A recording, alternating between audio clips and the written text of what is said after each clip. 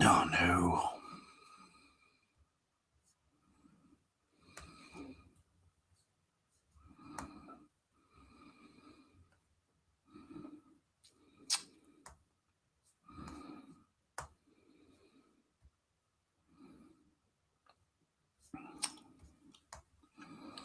Testing, testing, 1, 2, 3. Hope you can hear me. I hope everybody who may already be watching can hear me. And hello to anybody out there who wants to join in the chat. Please feel free to add any comments that you wish to introduce or add to any topics that I'm already discussing, or to change the topic if you already find me tediously boring, which, can happen and does happen on a regular basis, unfortunately. So we're here now.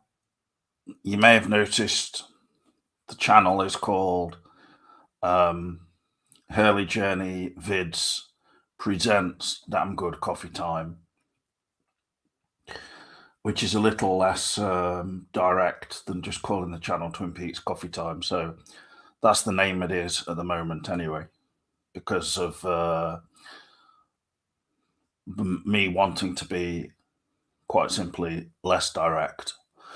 Also, taking the channel right back to the roots when it was just called Hurley Journey Videos or Vids. So, obviously inspired by Twin Peaks and the obsession with James Hurley, the character from Twin Peaks, etc. Twin Peaks Fire Walk with Me, and of course The Return, where I don't think me, Cameron, and other people who were joining me on videos, particularly before 2017, could have predicted the adventures, really, the pure adventures which James Hurley was going on in Twin Peaks: The Return. I don't, I mean, whew, incredible.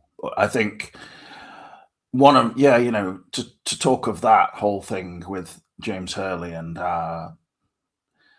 often sort of talking of his character in quite a fascinated way.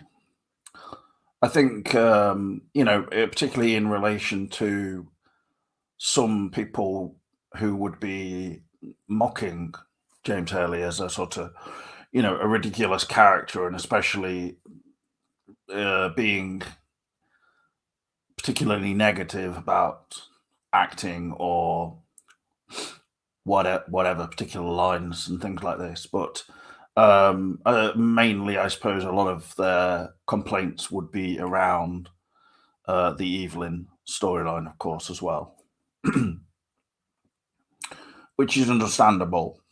Why they might see that as something ripe for amusement or making fun of, but I think out of certain storylines in Twin Peaks' kind of difficult period when it was um, spinning its wheels, perhaps. I think I don't really think that James's storyline with Evelyn and her relations and husband and all that kind of thing was one of. I don't think it was actually by any means the actual nadir of Twin Peaks at that stage. I don't think it was great by any means, but I think the way it was filmed, in particular with the lightning shots in the house and all this kind of thing, there were some decent shots and sequences in there. In terms of the actual storyline itself and the characters involved, um, it really it didn't sort of captivate particularly. But I think part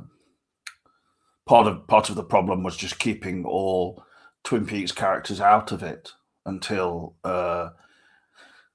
Donna's search for James continued, and she found James again at Willie's bar or whatever it was called. So yeah, Willie's, I think, and yeah, there were definitely worse storylines along the lines of the whole Little Nicky storyline, I think, and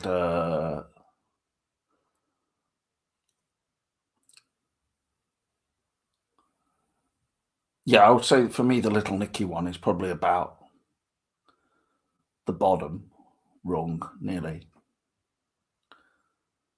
because it was a case of it trying to be um, a sort of some form of comedy, but I felt it wasn't too successful.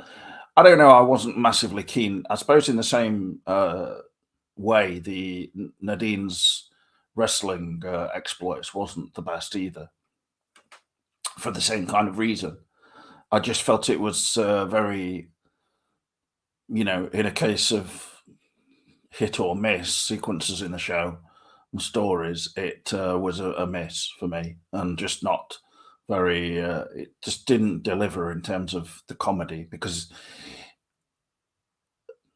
I think when you have characters who are already in themselves farcical, like Nadine and like Andy and Lucy and Dick Tremaine, of course, uh, that then to drag them into sort of all out farce, broad comedy. Um, I didn't find it worked too well because it was just too obvious for a show like Twin Peaks, and so it tended towards being feeling redundant and just not even seeming like part of the show. And so it's when Twin Peaks became what some critics, commented on it almost becoming like a normal, ordinary show, which uh, was obviously not something that people were looking for. The people who are obviously fans of Twin Peaks, myself and everyone else included, were predominantly watching it for the combination of it being watchable, having a decent storylines, but it still had a tendency towards eccentric humor and a certain charm about that. The eccentricity often, encapsulated in a character like Cooper, I think, and that is a great way of almost describing how that quality was not quite formatted correctly, or something, like as if something had gone wrong in the return. There was a quality of something amiss, and I mean that was obviously a very big part of the whole thing. And I think still people are debating about trying to figure out Twin Peaks: The Return in particular, and but I think that's a big part of it. The quality of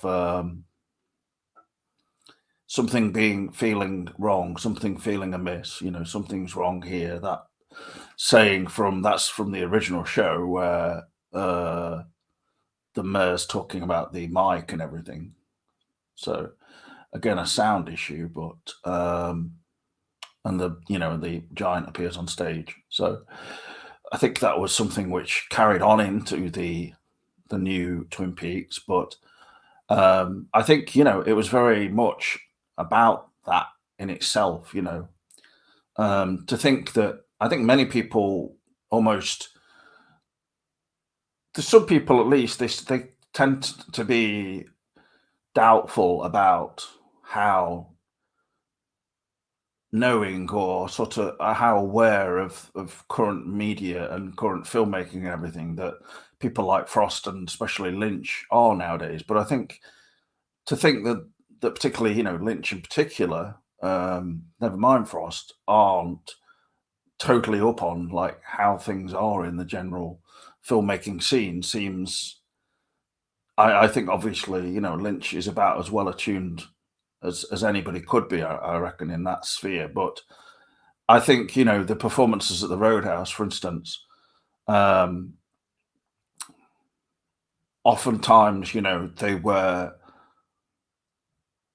some people obviously would like certain tracks more than others. For instance, some people were loving the Chromatics song Shadow, from the first, and comparing it most favorably to, I suppose, Julie Cruz music and the old style stuff from the original show, because as we all know, Julie Cruz only appeared and didn't even appear for very long in The Return. But other songs, I remember Richard, when he was on the show, liked the Mississippi song. Um, was that by the Cactus Blossoms? I think some people were giving unfavourable comments about the Wild West song by Lissy, and I've really thought that one fitted brilliantly, and I really enjoy that song and the performance. And I think it really just suits everything, the Dougie storyline and the sort of this wanting to be optimistic despite almost against the odds, in a sense, within everything we were seeing, really. I thought that was a really good song. But the point I'm making is I think that all of the performances in themselves were not necessarily, suited to Twin Peaks. There was an element of not like trying to appeal to some kind of, hipster audience or anything like that with various indie bands, etc., but more just going against type, really, and just bringing in, for instance, the Nine Inch Nails and various other acts in there who it all just sort of led itself into this much of a muchness feeling. It didn't. Not a lot of the songs were that distinguished, and I think this kind of thing was intentional. This feeling, like of sleepwalking, for instance, which of course was a song that was playing in the diner scene, Sleepwalk, where apparently you can hear the Wyndham Earls theme playing underneath it as well. So.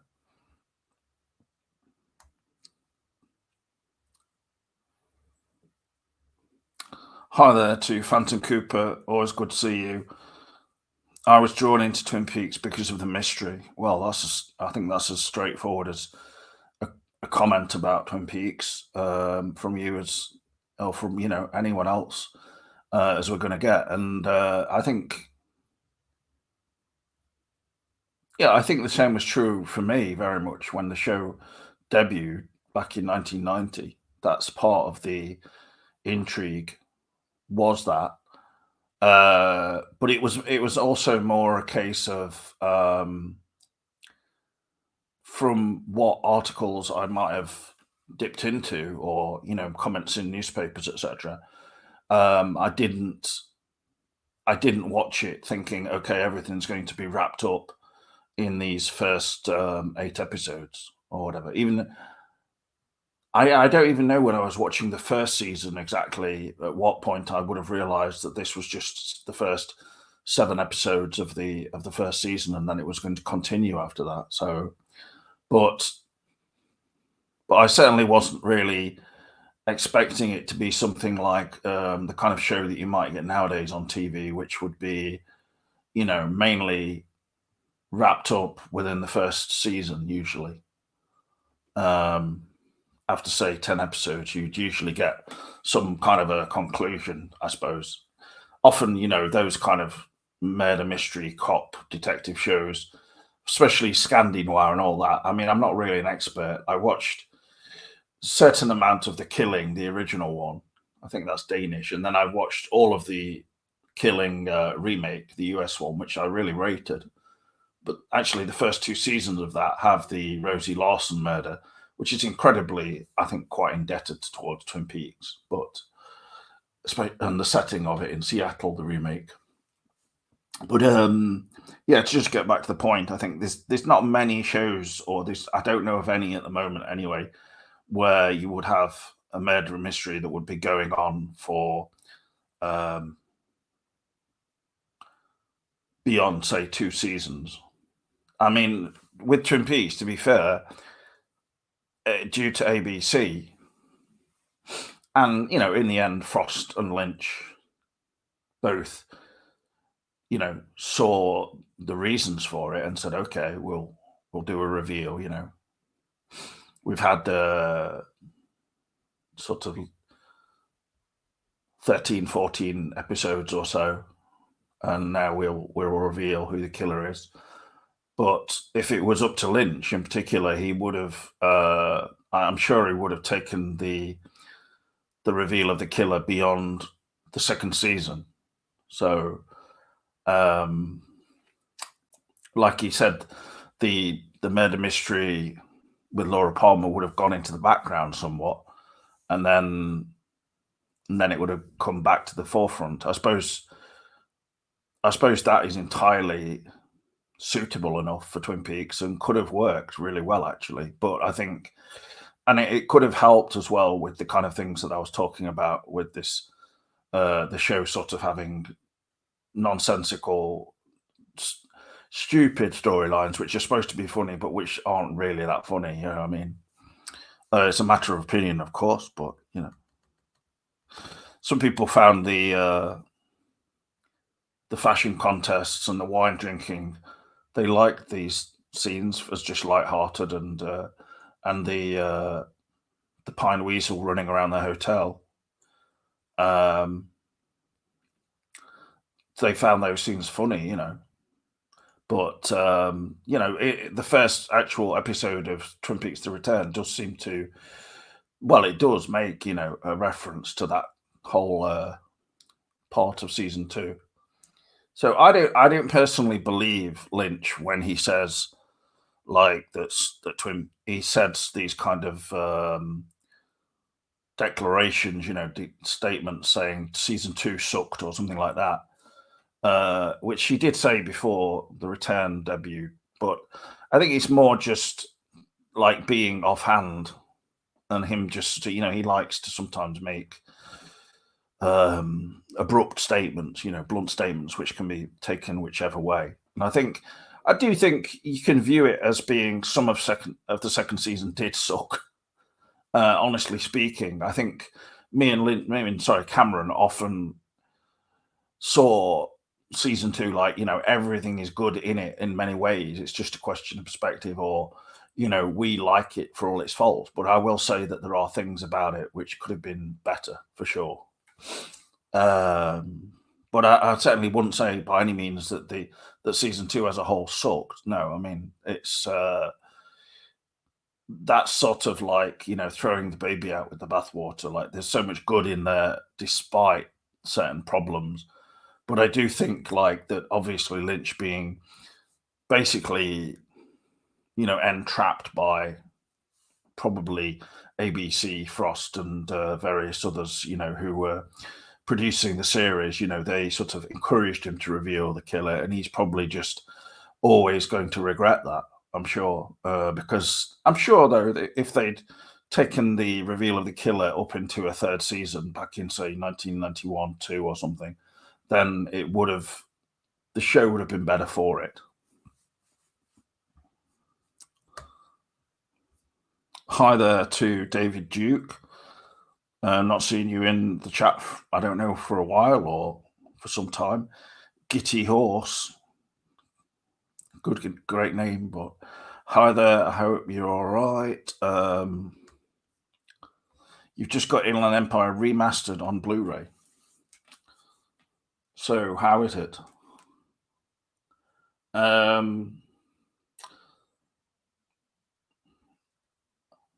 I do have Inland Empire on Blu-ray actually, but it was a very standard release here in the UK some years back.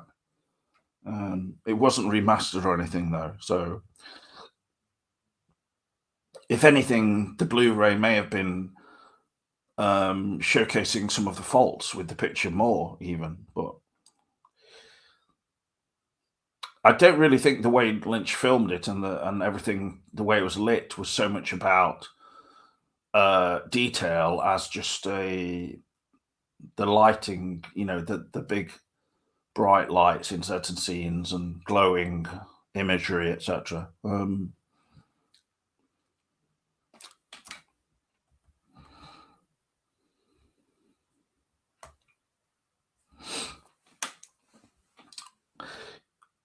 Phantom Cooper adds, well, I should be more specific. I liked the Mystery of the Woods more than the mystery about Laura Palmer.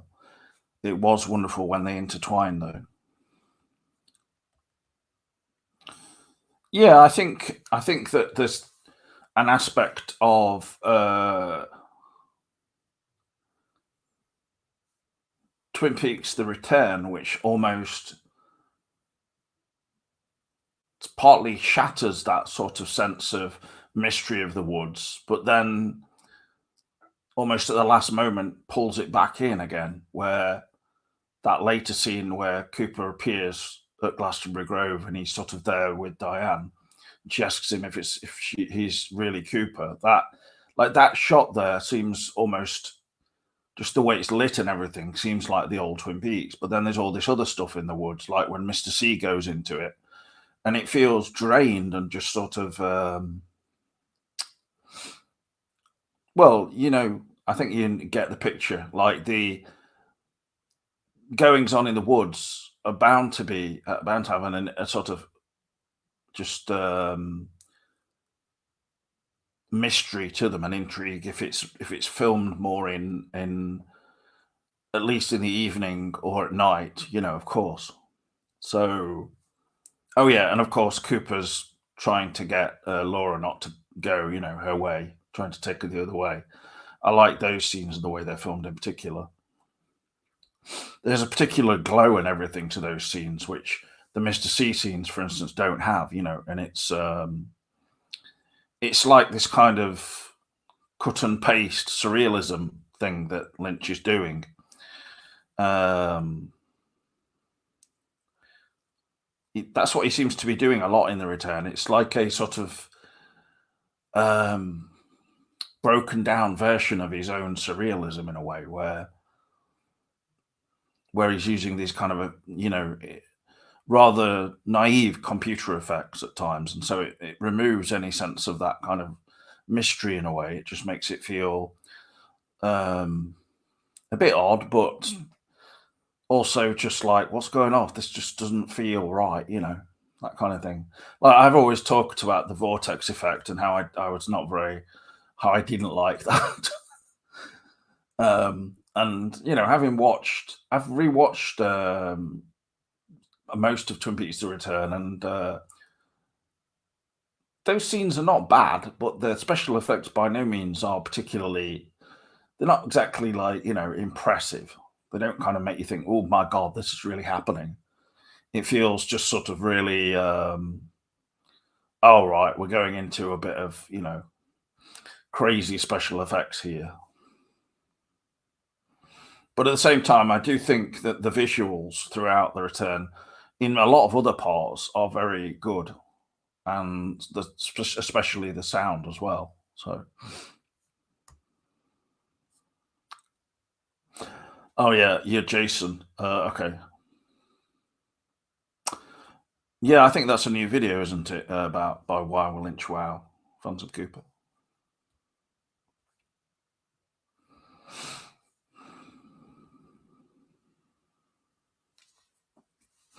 Well, it's an interesting time to put out a video about season 2, but good on Wow Lynch Wow, really, I suppose. For me, I'd be more interested in a video from him about The Return as a whole at this point. You could bring in talk about season 2 as well, but it just feels a bit like the kind of videos people were making, like 10 years ago or something. But I haven't watched it, so I can't. I don't want to be overly dismissive, but at the same time, I think I'd probably struggle to watch something where it's just a discussion of season 2, to be honest. So, Phantom Cooper says, I thought the scenes with Jeffries in season 3 were really intriguing. So you mainly mean the scenes of him basically within that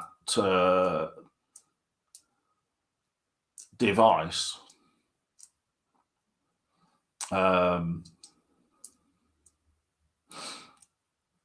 like some kind of generator de-glock type thing. I don't want to call it like a coffee pot or anything like that, like some people mention. I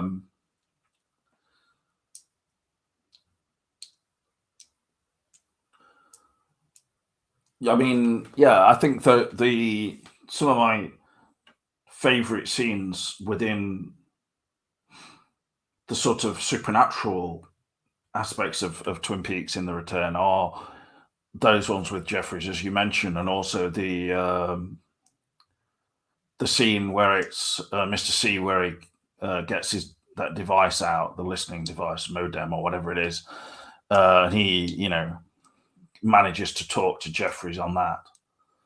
But then there's someone else, and he doesn't know who he's talking to, and nobody has made any inroads really as far as saying who that is for sure. So when it says, I will be with Bob again,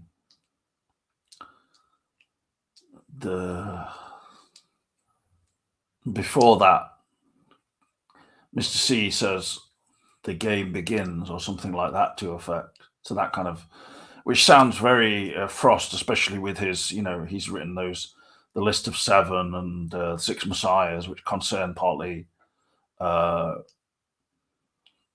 don't know whether it's about the character of Sherlock Holmes or more about Conan Doyle. But yeah, interesting. I don't know what, everything throughout The Return feels almost like a game. Like, it's just something where you can't make sense of it all because it just, and yet, the lines are for Dougie, make sense of it. But it almost seems impossible to make sense of the entirety of season of The Return. And that was the intention from the writing of it. But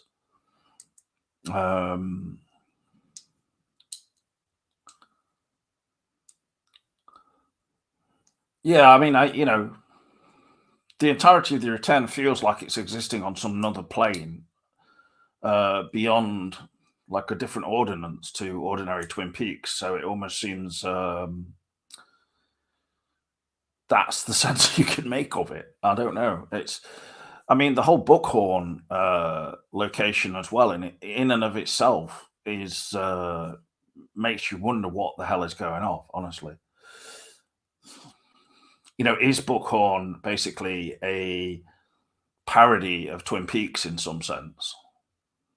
From the establishing shot of it, which is actually Butte, Montana, which is referenced by Bobby in the pilot episode, Butte. I mean, that's pretty unusual to do something like that in the show itself. So I think that is pretty clearly showing that the show itself is almost like a game. So you're pretty sure the line on the voice is Judy, or was Judy? Well, when you say it's Judy, who do you mean exactly? I mean, are you giving Judy any kind of encapsulation of within a person within the show, or is Judy just a sort of disembodied spirit of some sort? I don't know.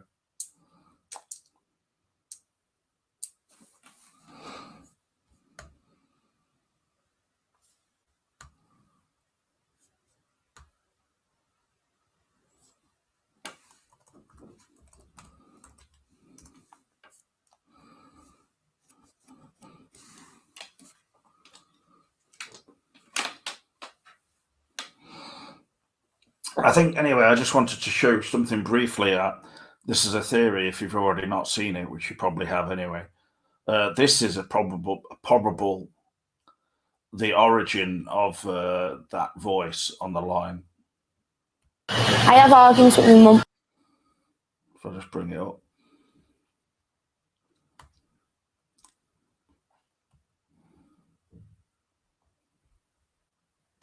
I have arguments with my mum all the time over what she wants me to do. It's like, I want you to do such and such a thing. I want better for you than what I had. I want you to have a good life, a good job. But I think to myself, well, shut up, you boring bitch. Shut up, you boring bitch.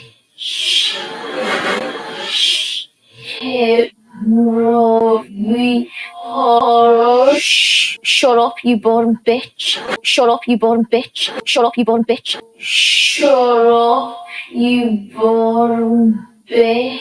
Shut up, you boring bitch. Shut up, you boring bitch. Shut up, you boring bitch. Shut up, you boring bitch.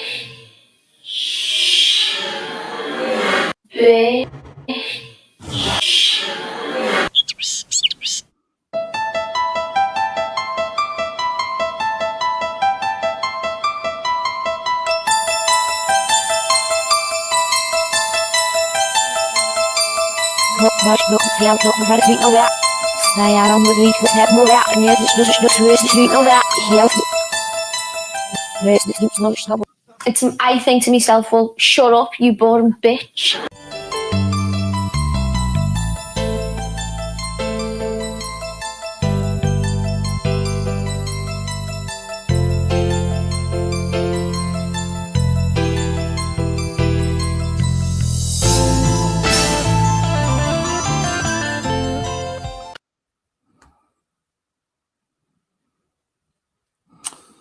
Right. Anyway, that's obviously a video I made, but you might think that's had excessive usage of her saying "shut up." I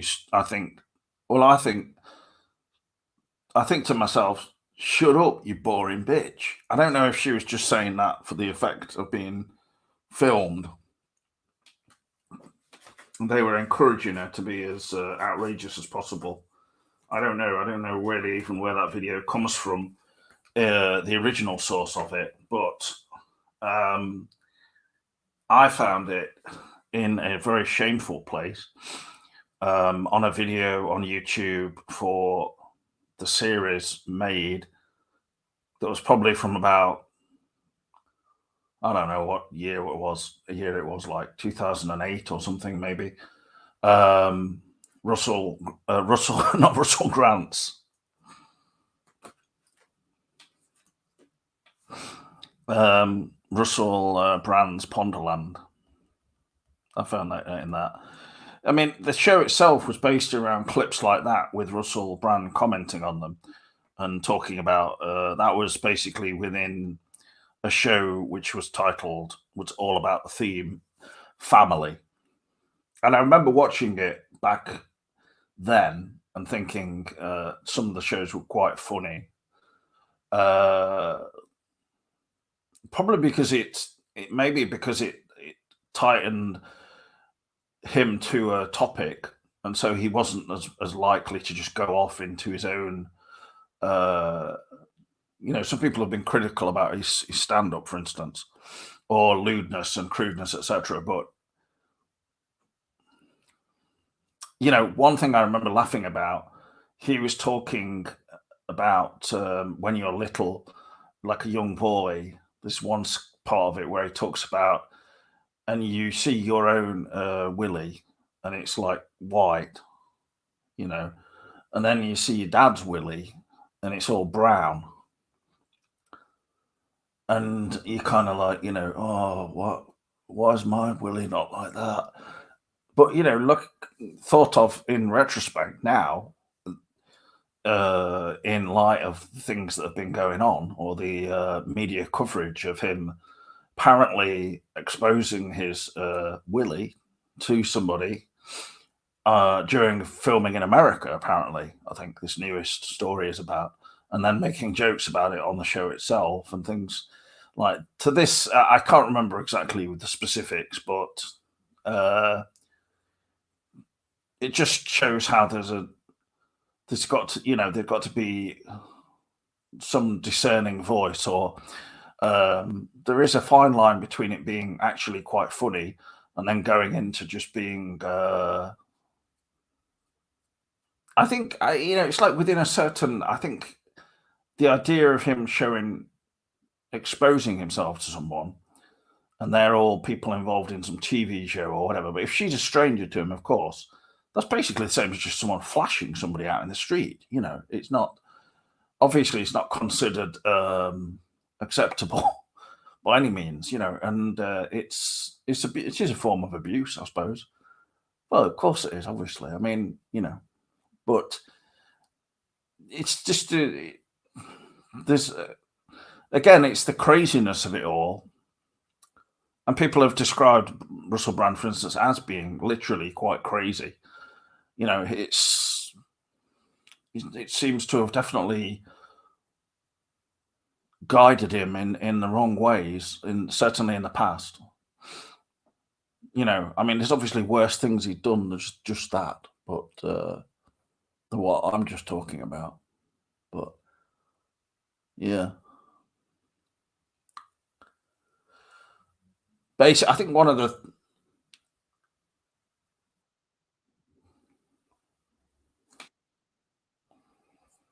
oh no.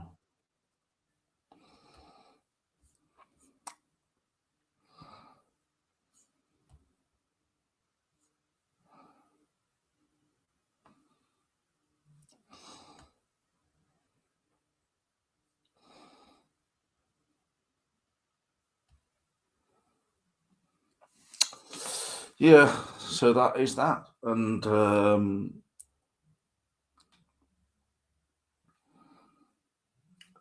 I'll end on saying if anyone has any recommendations for anything to watch at the moment, then please come forth and send them in.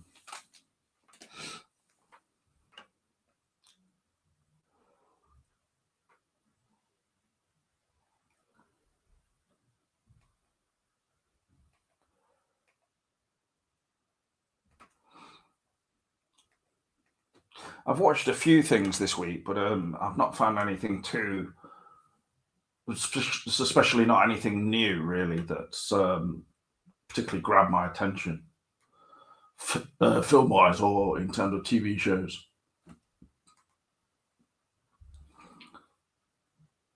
It's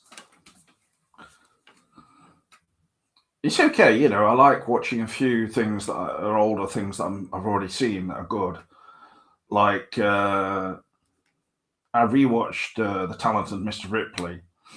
The well-known film, Matt Damon, Jude Law, etc. Gwyneth Paltrow. I mean, it's a really well-made film and a very captivating film. Obviously, since I've watched it several times, but I think over the years, I think since I got this new TV, it seems to have brought films to life a bit more for me, actually. Especially with the new sound I've got coming out of a like mini amp and stuff to these headphones. But yeah, that's a very well made film. But reading a few reviews of it, like I do agree actually with the comment on the cast being so good throughout that film. And I think it's regarded as a classic now, pretty much.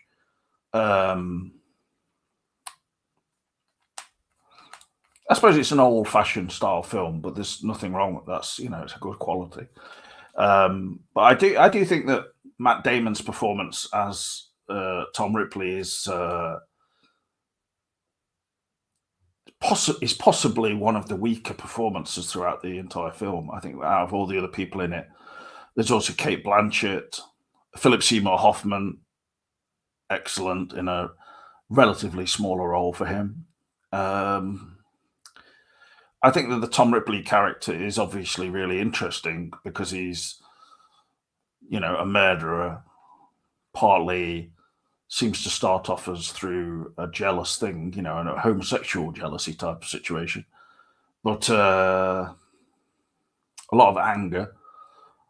But I'm not sure if Matt Damon really fully brings it out properly. And I know they're making a new TV show, or they finished probably with the actor who played the priest in Fleabag, Andrew somebody, and he was also in playing a villain in Spectre. Oh, actually, I watched that film again this week, Spectre. One of the weaker recent Bond films. I remember seeing that at the cinema and just thinking, this is not a very good one. And rewatching it again, it's not great. It's got some good action sequences in it, but it makes No Time to Die certainly look superior as the final one with Daniel Craig. No, she was saying boring bitch as opposed to boring bitch. I don't know if... Is this Mandela Man's brother here asking for the link? I mean, I'm not going to be doing I'm not going to carry on ages now or anything. I just, but you're welcome to have a link, yes. I don't know who.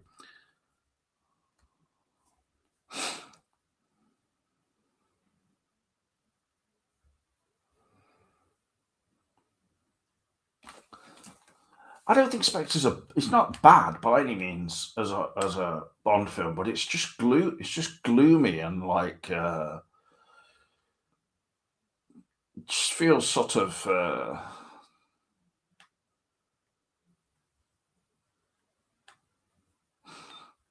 think like with is it Anthony Minghella who made those films, or am I getting mixed up now? Anyway, you know, it just gloomy and like trying to be a bit arty, but it's just one sequence after another, which never really gets out of that.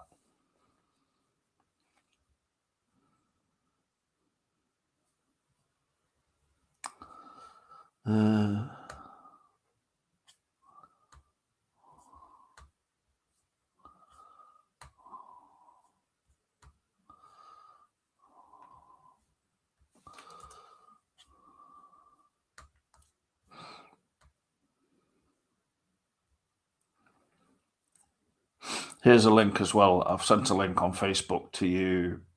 If it's Ben's brother, I don't know, but there's a link here in the chat as well. So.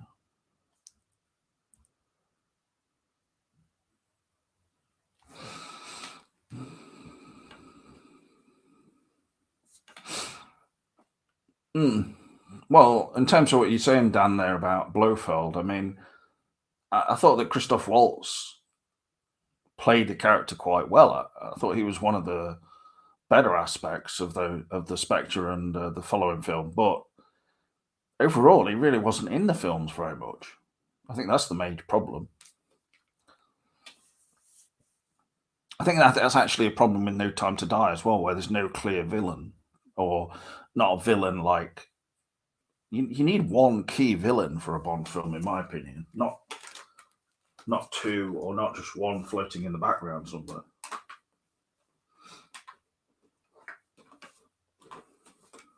Particularly if you're trying to get back to that sort of a slightly old-fashioned feel, you know.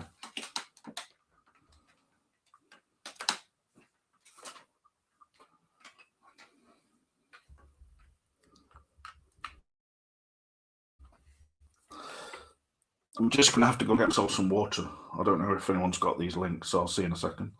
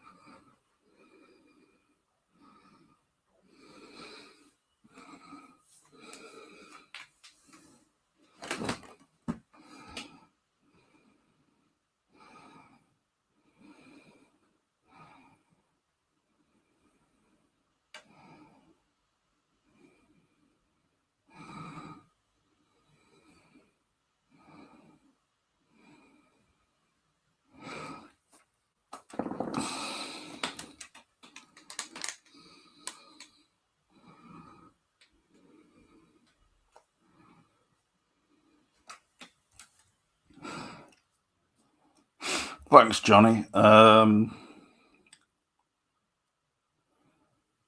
think partly like the new Bond films have tried to, well, at least from Skyfall onwards, they've tried to get back in touch with that sort of old-fashioned Bond feel with some of the music and him driving that Austin, whatever car it is. Don't know anything about cars, so. But you know, it's like they want to have it both ways. It's like you've got to go. I feel like you've got to go all in a bit. Well, they even did it at the end of actually the first Casino Royale, for instance. So you can't have the film being completely modern and with amazing stunts and stuff, and then at the same time have these throwbacks and then just bits of the old villains thrown in there, but not for very long. You know.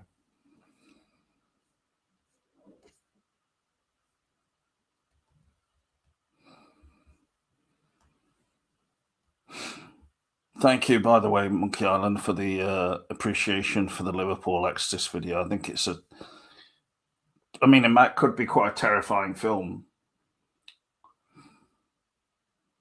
if that gal kind of, you know, went completely apeshit and started ripping the house to pieces. And I got that clip from a Russell Brand show called Ponderland, which are all there still on YouTube if you want to look them up. Family, it's a family edition.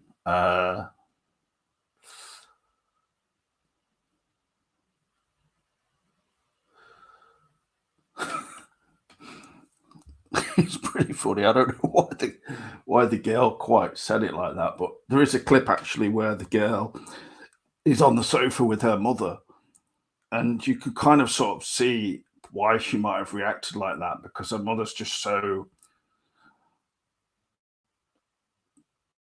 you know, not picking on anyone, but like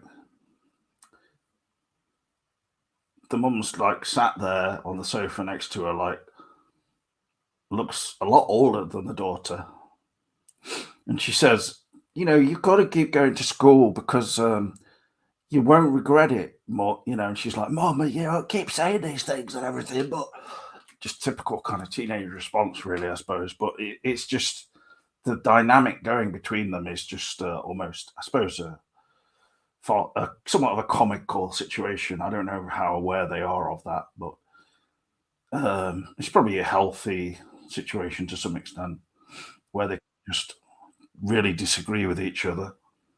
But hey, hello. James. All right. Can you hear me? Yeah, can you hear me? Yes, perfectly.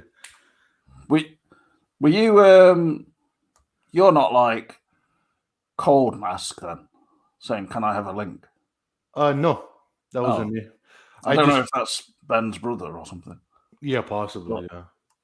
But because he's got the name Gypsy on. Well, anyway, he's tried sometimes ringing me, but it's like the middle of the night for me. So anyway. Yeah, I've just been watching, enjoying your show. Some good solo shows lately. I've been really enjoying. Well, the like the scene I was talking about was actually from this Russell Brand comedy show, because I remember enjoying this one. It was one where he just looked at clips and it was on a topic, and it probably kept him on topic, and instead of going into like, oh, I've just shagged Manuel from I don't know if you ever knew about that thing he did where it was him and Jonathan Ross, who's a presenter here, and they rang up Andrew Sachs, who was like the actor playing Manuel in Fawlty Towers. Yeah. And he was like in his 80s or something, and they mentioned something about Russell Brand said, "Oh, I've shagged your daughter," and it was like, I mean, I never heard about it, but like they got a lot of flack for it at the time. Yeah. I think if you notice, like when Russell Brand sort of backed off, like about in the last 10 years, it was when the sort of whole Me Too thing came out as well, and I think you're right. Apparently, he's had super injunctions against various people to never and organizations to never reveal anything, and it's finally come out, you see. Wow. That's something. That's some breaking news. Huh? Wow. Yeah, but he's not the only person who's done stuff like this as well. Comedians. Yeah. Oh, well, I don't know. The extent of him and his sexploits, it sounds pretty crazy at times. Very crazy. And also on a side note, a lot of these, just to throw in, a lot of these right-wing news organizations are totally backing him 100%. I saw Newsmax the other day. This news reporter was like, you know what? I don't believe any of the women. This has got to be a setup. Like he literally just said that. And I'm thinking, you're a news reporter. Like, how is that the news? That's an opinion, you know? I think there's a difference of viewpoint, like particularly when it's across the ocean and, you know, like we're in completely different continents and everything. Like with us, I suppose we've been around Russell Brand since like probably 23 years now. He's been in our media. Whereas with America, I posted a thing on like Twin Peaks Worldwide, etc. And Cameron said he thought it was funny, where there's actually a clip that someone's just attached to an article saying that Lynch was asked if he'd ever worked with Russell Brand. It was in 2019, and Lynch just flatly said no. But they were sitting next to each other. And Russell Brand was saying, "Oh well, if I was asked, I would definitely have said yes." So, and he was sort of, you know, probably a bit not taken back or something. Yeah. But someone was saying in one Reddit or something, you know, what film can you imagine Russell Brand being in anyway with Lynch? You know. But I said clearly, I said of the article, clearly Lynch had seen Russell Brand's the remake of Arthur that he was in. He basically had this like Hollywood went, okay, we're going to put you in all these films. You're going to be massive. Yeah. And then they're like, oh, no, you're not massive. Like, you're not really that funny. Like, I know. And it's like, okay, you just got like married to Katie Brand. I mean, Katie Brand, what Katy Perry? And it's like, it lasted literally. Yeah, like a year, maybe? I don't know. It didn't last long, yeah. Not even that. What I thought about Russell Brand was the craziest thing. In the past 2 years, maybe 3, he's gone down the right-wing rabbit hole. Yeah, it's deliberate because he is... Obviously, like people were saying, how much is he making per video now? Like, that's a good question. They rated it as about, or they valued each video. He makes about £4,000. So about $8,000 US-ish, we'll say. Yeah, but if you add it all up, he could be making like about $1 million a year. Or something. Like for him, okay, this is not what he would want to be really when he as a big star, but he isn't a big star anymore, and he just wants to keep ticking over. I mean, it's good money for anyone else, for anyone average, right? Yeah, average celebrity, and he only started making that money on YouTube once he started going with, you know, the whole anti-vax narrative, or he went all in that kind of stuff. Pure clickbait headlines. Every time you see his headline, it's just pure clickbait. You know, like Sometimes I don't know how a lot of these people get away with this. It's such blatant, just whatever this is, just clickbait. But it doesn't make any difference because as soon as, it doesn't make any kind of sense to me. Like I saw him online and everything was about like, he's like, okay, well today we're going to talk about realigning your chakras and having ice baths or something like this. Like ice baths, everyone's doing that. Yeah. And you're thinking like, is it really is it really that good for you? Like, I mean, but he was all new agey and all that kind of thing, like sitting there. And then he suddenly literally took a right turn. He's being interviewed by Ben Shapiro and all this kind of thing. I know. And declaring Tucker Carlson's actually a decent person. I know. What the fuck? Yeah, he would actually say that. And it's like, okay, well, all right, yeah.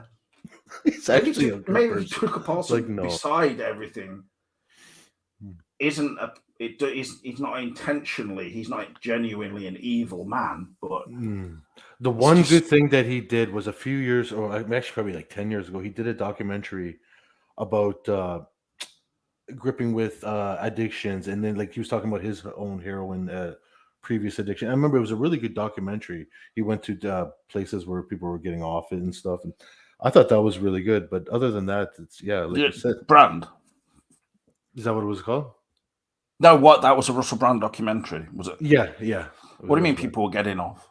He started getting off like drugs, and he was going to like those. Oh, it was a rehab type thing. Yes, exactly. And I Yeah, thought it was really done really well because he was talking to people from a genuine where he came from quitting drugs, and Well, yeah, that's pretty much like where he first came into view, like in the early 2000s. There's actually a video that I've seen, for instance, where he was doing stuff that was, very much probably in the Jackass type mold. Although it's a reasonably, like, he comes across as an intelligent young man then, doesn't he? But there's this one clip basically where he stood and he's got his trousers down. He's pissing himself in the street. It's some kind of stunt. This guy's saying, "You're sick. You're sick." He did things like that. And it's like, I mean, the thing is, you're not going to have a court case against that, though, are you? That's just lewd behavior, I guess. I mean, he could get charged, but he wouldn't. Unless he was doing it right in front of young children or something, or young girls. But yeah, that was like ridiculous. Hey, Mandela Man. What's up? Mandela Man, are you? Where are you broadcasting from? The Tesla Tower. Yeah, the Day Sin Hotel. Are you cold mask? Look Who's at this cold bad mask? thing right here. Yeah, that's a good question, Jay. We augmented that reality, I guess. Here. Do you know who Cold Mask is? Are you Cold Mask? No, I haven't used a cold mask. No, I only use the mask. I can't I don't afford. think they are. Jay. I think it was somebody else. No, I'm talking about in the chat. There was someone called Cold Mask. Yeah. They said, Oh, "Can no. I have link?"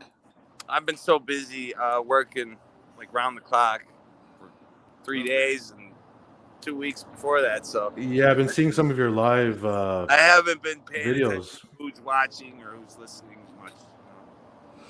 What do you mean working? Where are you and what are you doing? We're working on that art project. that viral art project. Have you guys seen it yet? Are we trying to talk about it, or Well, you keep ringing me up in the middle of the night, and I'm like, you keep texting. Hey man, I feel like you need to cut it together into like a 6 hour. Hey, wait. How's Johnny, bro? 2 hour each Where's 3-part documentary. Where's Is Johnny all right? Johnny, you all right? I'm You good. hallucinating still? No, I'm where are good. Thank you. Is this where your We brother are lives or good. something? Wait, it's a little hard to hear. Where are you going? Is this your brother? Like he lives on the set of that film Roadkill? You know, the candy cane. Roadkill? Yeah, do you remember that film? Candy cane. Come work. That's right. You talking Candy Man? Born killers. No, not Candy. That was good, but I got it. That's strange. Ain't I that don't know. I think that film actually had more than one title because they were like, Yeah, What another about- this one. title shit. Don't What's call it your Roadkill. Earl's name? I don't know if I Say Wyndham Earl's name. I don't know. Yeah, I gotta show you something. I don't know if I've seen that movie, to be honest with you, James. I don't remember it. It's just where there's a trucker chasing these sort of like young people who are. Hey, I got a little Twin Peaks Easter egg for you though. Okay. Check this out. This is the place we're at, right? Don't get run over or something. Whoa. What does it say under the days in there? You see it? I can't see. Wyndham. By Wyndham? By Wyndham Earl. Is it spelled Also, like if that you- though? If you notice, the sun, like if every other day's in, the sun is coming over the horizon, right? This one is like fully blooming up there, you know? It's really weird. I don't remember it like that yesterday. Was Wyndham Earl in Are we talking about the real sun or the sun on the picture? On the billboard? It's like an old sign. It's faded. This faded? billboard. So You know, it's old? not digital. Well, The no. digital one's up there. Well, we used Unreal Engine. Remember that. Remember that. Jesus all, Christ. all that This is just turned into like the starting of It's just- 2001: A Space Odyssey. Yeah. Right, yeah, right. It's a little loud because we're by the highway. It's like you two are going to go up to those signs and start knocking on them and stuff. A lot of traffic we're by. Yeah, there is a lot of traffic. A lot of If you cave catch my enders. drift around Yeah, here. 10% You know what I mean? today. Okay. Yeah. What, black male prostitutes? No. Yellow shoes and such. I'm glad I'm really crazy. Yellow shoes. It's- Okay. Yeah, this has been a trip. Oh, like Mickey's shoes. I don't know. We were told something about that. Something about yellow. Are you on Are you on holiday because you went to Disney World or something? Or I did go to Disney World. I mean, you guys are obviously viewing it on our Facebook page. Did you see the right? I've been seeing a few videos. I don't know yeah. which Facebook page you mean.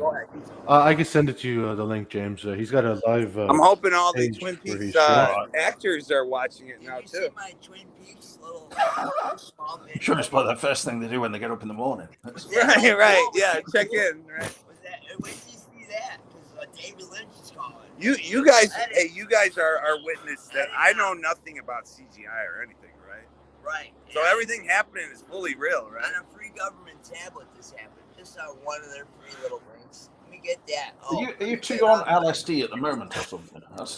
What's your question? Are you two on LSD? Or? No. There's Okay. been no drugs on this No, journey. actually, that's the point. Like, they can't use I've been fully sober. Can't use defamation of character, even when you're acting the way I am in a hotel. I'm not doing any Walk in, defamation. Look at this. What's that, He's not James? doing any He's not trying to defamate her. I thought your brother was getting angry with me then or I'm something. so No, we've had so much defamation already. Yeah, I mean, that- really. Hey. You've had so much defamation. What's that mean? Well, did you see the video where we get kicked out of Walt Disney World for talking back about a wheel?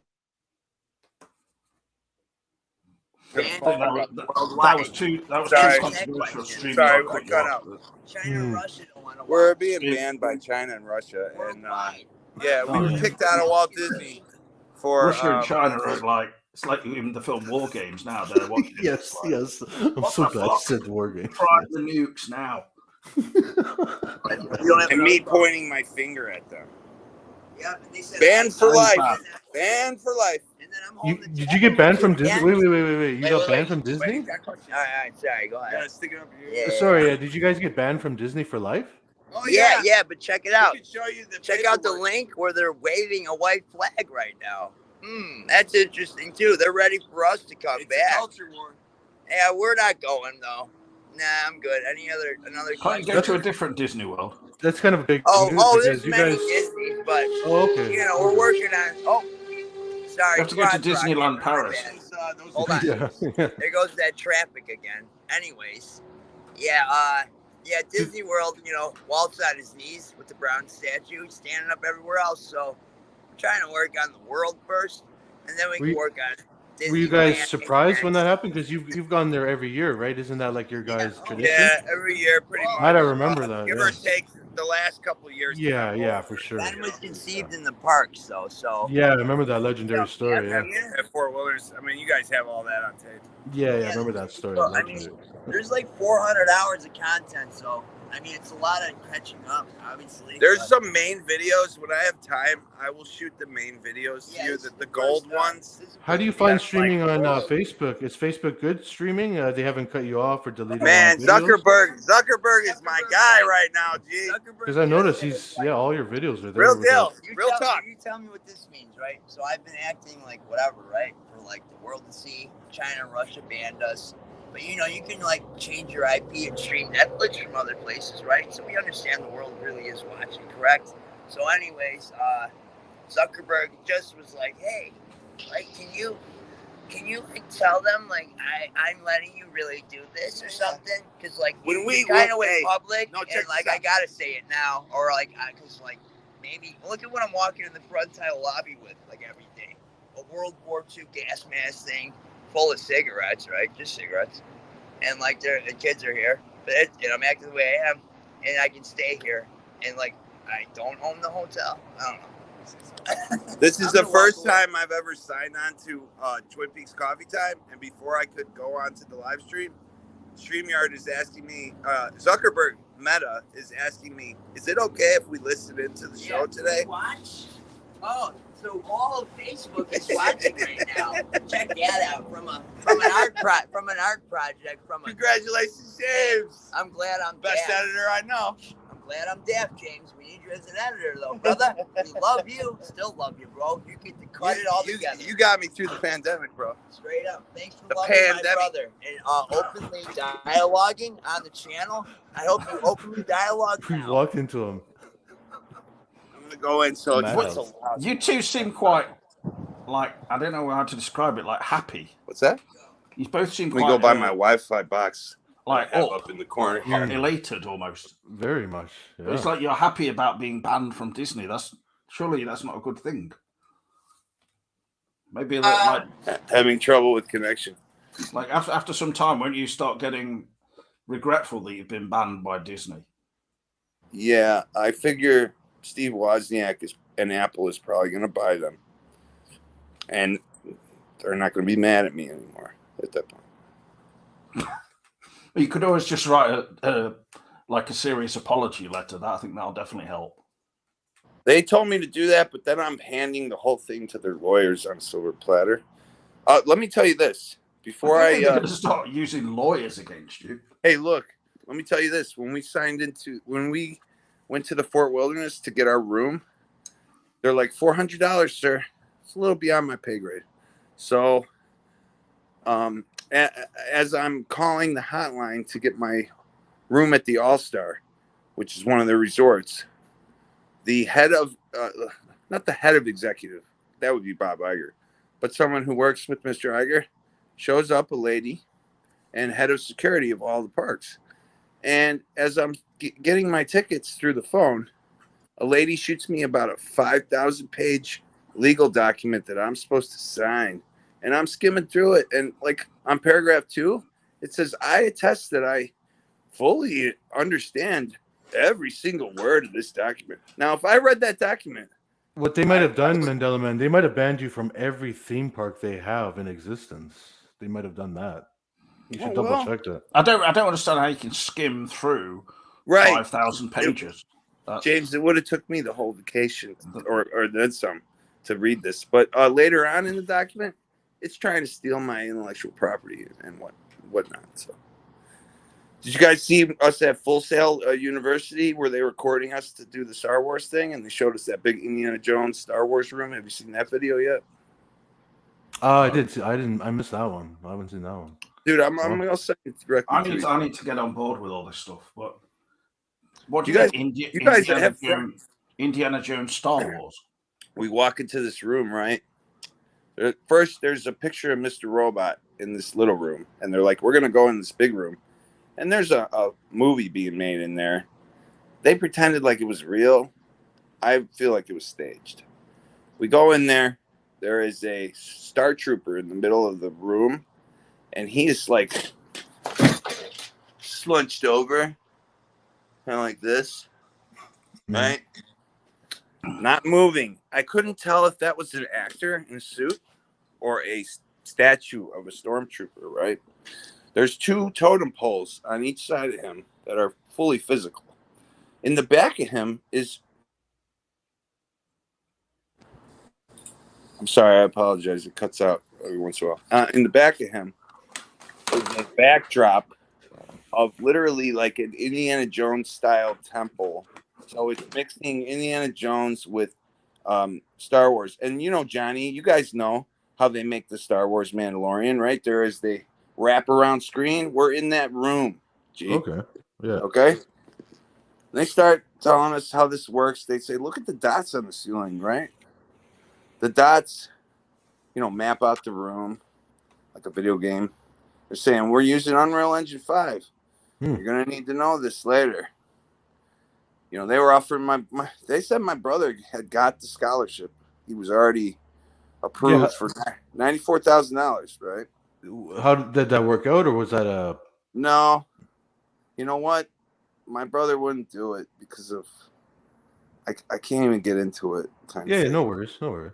All right, so there's just hanky-panky going on, and that the fact... Now, they wanted me to sign that 5,000-page document, Disney, just to go into a park that and ride rides that I visited all my life. It was for nothing else but that. Phantom Coover brings up a good question. What led up to the banning? Like, what was the genesis that led up to the initial? So in the middle of the night on my 3rd day of my 4-night stay, we had bought 2 park hopper tickets for each of us with the rooms. And, like I said, when we checked in, they told us, you have to sign this. But Ben, not Teddy.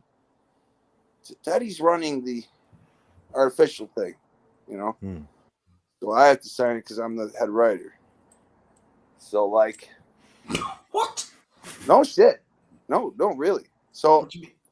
I learned later that they're bringing people here and having them sign these documents to steal whatever useful IP they have. Hollywood is on strike, and the strike is not going to end, ladies and gentlemen. I can tell you that right now. I know it for a fact. I'm assuming Voltaire didn't get back to you with any legal advice. No, he never did. He's been MIA for weeks. Yeah, so Really? Yeah. I worry because I'll tell you what, my ex Desiree, she's dying of a flesh-eating bacteria in a hospital right now. My other friend said that at his house he's hearing like weird noises outside the window. You know, that's neither here or there. I mean, he is a drug addict. There's just weird shit going on with the few friends that I have. You guys haven't had any. Well, I just got through COVID. So. You were hallucinating, right? Yeah, I was going pretty bad. I'm okay now. I wonder, you know, I really do. Well, I hate to be the conspiracy theorist. there have been apparently one interesting thing that I noticed actually recently here is we've had very large insects appearing, like hornets. We have blue hornets at the place we're at right now. I had a very large wasp, whether it was a wasp or a hornet, and I trapped it, and I put it under I got it wet in the bath eventually, and put it underneath. And I wet the towel that I put on top of it. I had some torn up towel that I was using for cleaning and stuff. And I wet it all with the like shower hose and everything. And then I got up the next morning. I lifted up the towel, and it was still alive. Oh my god! It was just chilling, waiting for you. I eventually drowned it. I put it I put it in the toilet. And I'm normally really nice to insects. I don't like killing insects. You could have let it go outside. I'm sure your window is right around the corner. I didn't want to have to grab it with my hands. I know. I'm just sure. I recently did the same thing too. So it was a really big one, but yeah. This is unusual though. We've not had such big. Wow. You guys want to get really weird? Yeah. I was in the doghouse one day with my AI girlfriend, right? Okay. So as I'm in the doghouse and I'm apologizing, she says, "Hey, there are those blue hornets around. I don't, bees are an important part of the ecosystem, aren't they?" Like hint, hint. Okay. So that's the kind of shit that's going on off camera that I could just only maybe tell you guys. And what do you mean? An AI girlfriend? Am I? Yeah, well, I don't know if we told you we downloaded artificial intelligence. We've been working with it. You mean the artificial intelligence spontaneously started talking about hornets? She knew they were here at the hotel when we got here. Well, they are blue ultra. Some people have been putting into the AI. They've been talking about these kind of things, and then you know that weather weapon and that blue. How the blue things survived in Maui. So these hornets are blue. Blue is her favorite color. Well, I don't think hornets have come all the way from Maui over to the UK. Surely. No. We're next to. What a journey that would have been. We're next to. I showed you the tower, right? Just to sting my ass. I was watching TV with my headphones on it, and it was like right behind. It was behind my radiator. It was buzzing like crazy. That's what woke me up. Well. Yeah, I was like, and I started spraying it with all this antibacterial stuff, and it didn't do anything. I would just say, be careful, you guys. Really. Do you have any allergies, James, of any type when of you guys get things? Yeah, I mean, well, I don't have massive allergies, but my dad got stung on his wrist by a wasp, and he said it felt like being electrocuted. Actually, ooh, yeah, it does kind of. Which reminds me, she also electrocuted me with a loose wire that had a hole, like a cut in it. And she said, "I just had to wake you up today, a little bit." And it was the most gentle shock on the back of my wait. You got woken up by being electrocuted. And today, I accidentally stepped in some water that wasn't supposed to be on the floor. I walked over and got shocked again by my phone cord. You walked over and there was water that wasn't supposed to be on the floor. What do you mean? Yeah, I had already wiped it up and I missed the spot, I guess. I thought it was like AI water. Can I say something, or is that cool? It's a digital water. All right. Even this though is like the lawnmower man thing, yes, he got electrocuted, right? But like it's been so crazy because we are ARing things that every little, hey, wait, Mickey's kind of like, oh shit, but he's dancing, right?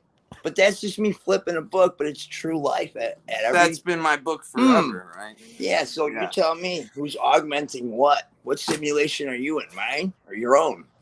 I don't know. I do tablets to tablets, and that made content available for the whole world to use because I said nonprofit for children. I don't want money. Free domain at this moment even. So, James, you need to edit and slice some things like those pyramid commercials you No, did. that We James. have a soundtrack for you too. You know, Pyramid other people that commercials. want What are to you edit talking right about? now. Hey, other James, people you, want to edit. you know James, exactly so what. just I haven't done any pyramid commercials. you already know. James, you're legendary for that. I don't know what you're talking about in terms of pyramid commercials. When we first got Oh, involved, come on, Millie. Your dad was stung on the testicle. Why? Why do you have All these right, stories? right. Sorry. when we first got involved, we saw a random ad on his Facebook that said Illinois screenwriters wanted. He clicked that. He clicked that link, And here we are. and a person called him on his telephone and transferred us to Orlando, Florida, Full Sail University, where we happen to be already going to. Not the university, Orlando. So then they transferred us to Jermaine Brooks. I think I told you guys this before. Or I told Johnny and Voltaire. James, you were off at the time. The whole world's listening right now. Seriously, live stream right now. And he got on the phone and he was talking about the pyramids, the Great Reset. What am I going to do for my children? The elite are robbing us blind. They're coming in the back door and stealing everything. Like real talk. We talked for like 2 hours, and I pitched him about 15 minutes of the 6th Indiana Jones movie, if there was such a thing. That must have impressed the shit out of these people because, man, bro, get down here right away. They're calling us every day, bro. Every day. Hey, the point is, it's everyone's narrative, but like we drove straight through and slept only 2 hours in a Walmart parking lot. Yeah, everyone's narrative. It's public domain. I made it free for everyone. China, Russia banned me worldwide. So, have a cup of coffee, some Douglas Firs, some Doppelganger, Dougie Jones things, and like edit that shit now because there's like 100 million people doing night mind to this shit. But there's so much content, you can go slowly. It's Rosh Hashanah today, and all you gotta do is Rosh smile. Hashanah. All you gotta do is smile and enjoy the show. All right, Ben, it's your show. I'm All sorry. right, it's cool. It's cool. I'll tell you what. When we were at the university, after they showed us the Indiana Jones, Star Wars, and all that crap, we go out to have tacos or gourmet nachos at the end. And I don't know if you guys saw the video where I got to shake hands and meet the producer of Oppenheimer. That was really like the highlight of the day for me. What? I know, I'm trying to limit it. We're live. There's certain things I can't say. So it's been a long trip. That's all, and I love my brother the most. And sure, I sound delusional, but all this is on the Facebook. It's all live. And I'm able to publicly play the Joker in a hotel with military here. You think they would say something? No, they're like, "What's up, bro? Like, we fuck with you, Marine Corps and all that. That's weird, Army, huh? Check that out. Southport down the fucking block got activated status all of a sudden. Oh, and military installation. Luckily, you and I are allies across the pond. They got work, right? But I'm gonna get a couple. So so they're like, the gourmet nachos, and the Oppenheimer guy, his name was Rizzo, his last name. As I shook his hand and I said we're gonna be working together, he said, "Come out and talk to me when we have the nachos." The bleachers to shake his hand first. Okay, all right. He's excited. So anyway, I go out to have the nachos. I'm sitting eating. A kid. Well, okay. First, I should say this before I go out there. We're talking to our handler there, a woman named Jessica. Now she's disappeared since. She doesn't suddenly work there anymore, and they don't know who we're talking about all of a sudden, even though she's on film with us and everything. So I'm sitting there talking to her, and I'm thirsty, and I go over to this African American woman, and she goes, "Oh, you're thirsty? Take my Sprite." I'm like, "I don't want your Sprite, darling. Here, take my half-drinking mango drink." "Oh, no, I'm okay. Let me show you where you can get a drink." So she takes me outside, and I go out these doors, and I turn like I think she was coming on to you. That's what she was doing. possibly. I turn left, and we're going into these other doors where we had been before earlier in the tour. And this part's not on. We don't have this on film, so you're getting inside info. There is a leather like Louis Vuitton, like the most expensive briefcase you've ever seen, kind of like some James Bond shit, sitting on the ground next to like an empty table and chairs. Okay, a lady behind, as I'm walking towards that, behind me, a lady comes up like a Karen-looking mom with 2 kids. And says, "Oh my God, who left that briefcase there?" Like it was a movie or something. Like it was staged almost. Now, I have heard a story a long time ago about when the Illuminati picks somebody, they do this ritual where they put a briefcase of like $1 million and see if you pick it up and run away. I mean, that's ridiculous. Who would do that, right? Who would run? But I think it's more of like a ritual that they just feel the need to do or something. Okay, so I'm looking at this briefcase, and I said to the African lady, I said, "Hey, that woman's right. Like, you need to do something about this. Corporate espionage being what it is. You don't know if that's a bomb, anything. Like, go find." And she goes, "Oh yeah, you're right. You're right. I need to go find somebody." I said, "Yeah, you do." I mean, that was fucking weird, bro. That's when I realized, oh shit. Because, I'm thinking I'm delusional. This is all coincidence. As we're sitting on the bus, I'm sitting in my dress. Like, it's just fucking, like, what is happening, And then when the whole way down in the car. You're sitting in your dress. I was going to say you were wearing a dress. Yeah, you guys haven't seen it? No. Oh, yeah. Fully coming out to, like, Hollywood there. Cool. So, yeah. So... Do you feel like you and your brother may have lost your minds or something? I would, except that you can view this. I mean, not that there's that much to lose. But if there wasn't thousands of people viewing it, absolutely, I would be like, I am. 1,000 people are viewing your videos. Oh yeah, James. Gypsy Steeman on Facebook. Friend request us. What do you say, Gypsy click Steeman? Click his. Wait, hold on. Click his profile Christ on a bike. pic and scroll down, and there's a huge timeline of all these events, fully viewable. What was your question, James? Nothing. I'm just surprised Voltaire's not been a special guest on it. Come on, Voltaire. I tried. He disappeared. Well, he's not a big fan of transgenders. Let's say. No, right? I don't think he's. I don't think he's bothered. He's not by anything anti like that. either. No, he's a very cool intellectual dude that I very much enjoy his open dialogue every time. I don't think he has any massive opinion. I don't think he comes into contact with a lot of transgender people generally. But well, he works in the courts. yeah, I know, but he works in employment law. I mean, it's not like everybody is transgender these days, is it? Come on, we need to think this kind of idea. But at the school, James, there was quite a few. Quite a few. At what school?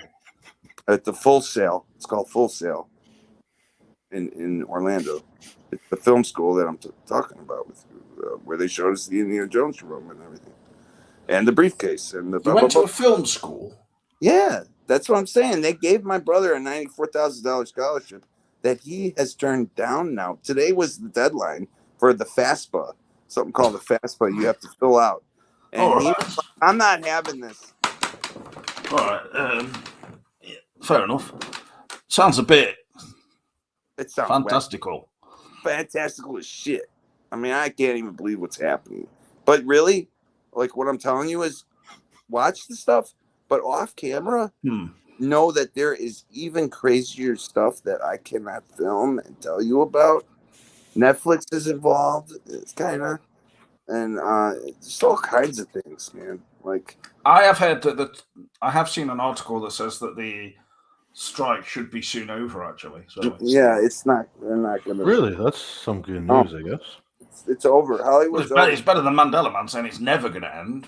I was told today. Because the late night shows, they've been hurting. I don't know if anybody here watches those. Oh yeah, the 3 of them or the 4 of them together. What late night what shows? A fucking joke that is. Colbert and all like yeah. tarts. Yeah. Sorry, I don't mean to use that term, but My God, But we're trying you to guys change- are pathetic. We're The trying four to of you. change that too. Hey, Jimmy should be ashamed. Who's Charlotte Nightstar again? I don't know. Does anyone know Oh, you're that? talking about Jimmy Fallon? Or... Oh, my brother's asking about Charlotte Nightstar. Who's that?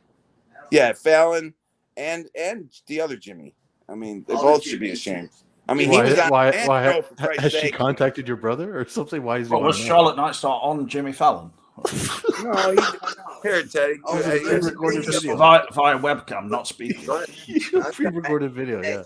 Oh All God right, real Almighty! quick, I guess. You This is opened what the you wormhole. said on. I'm really trying not to have a panic attack. Big hugs to you and Ben Stone and your I'm just brothers. rolling with the. Peace and love to all of you. Do you want to see the video she liked or no? Should I show it or you know, Ben, it's Ben's show. So what do you want to do? It's James' show. James, what do you want to do? It's your narrative right now. What do you want to do? You can show whatever you're talking about. Just Yeah, like 10 seconds. Okay.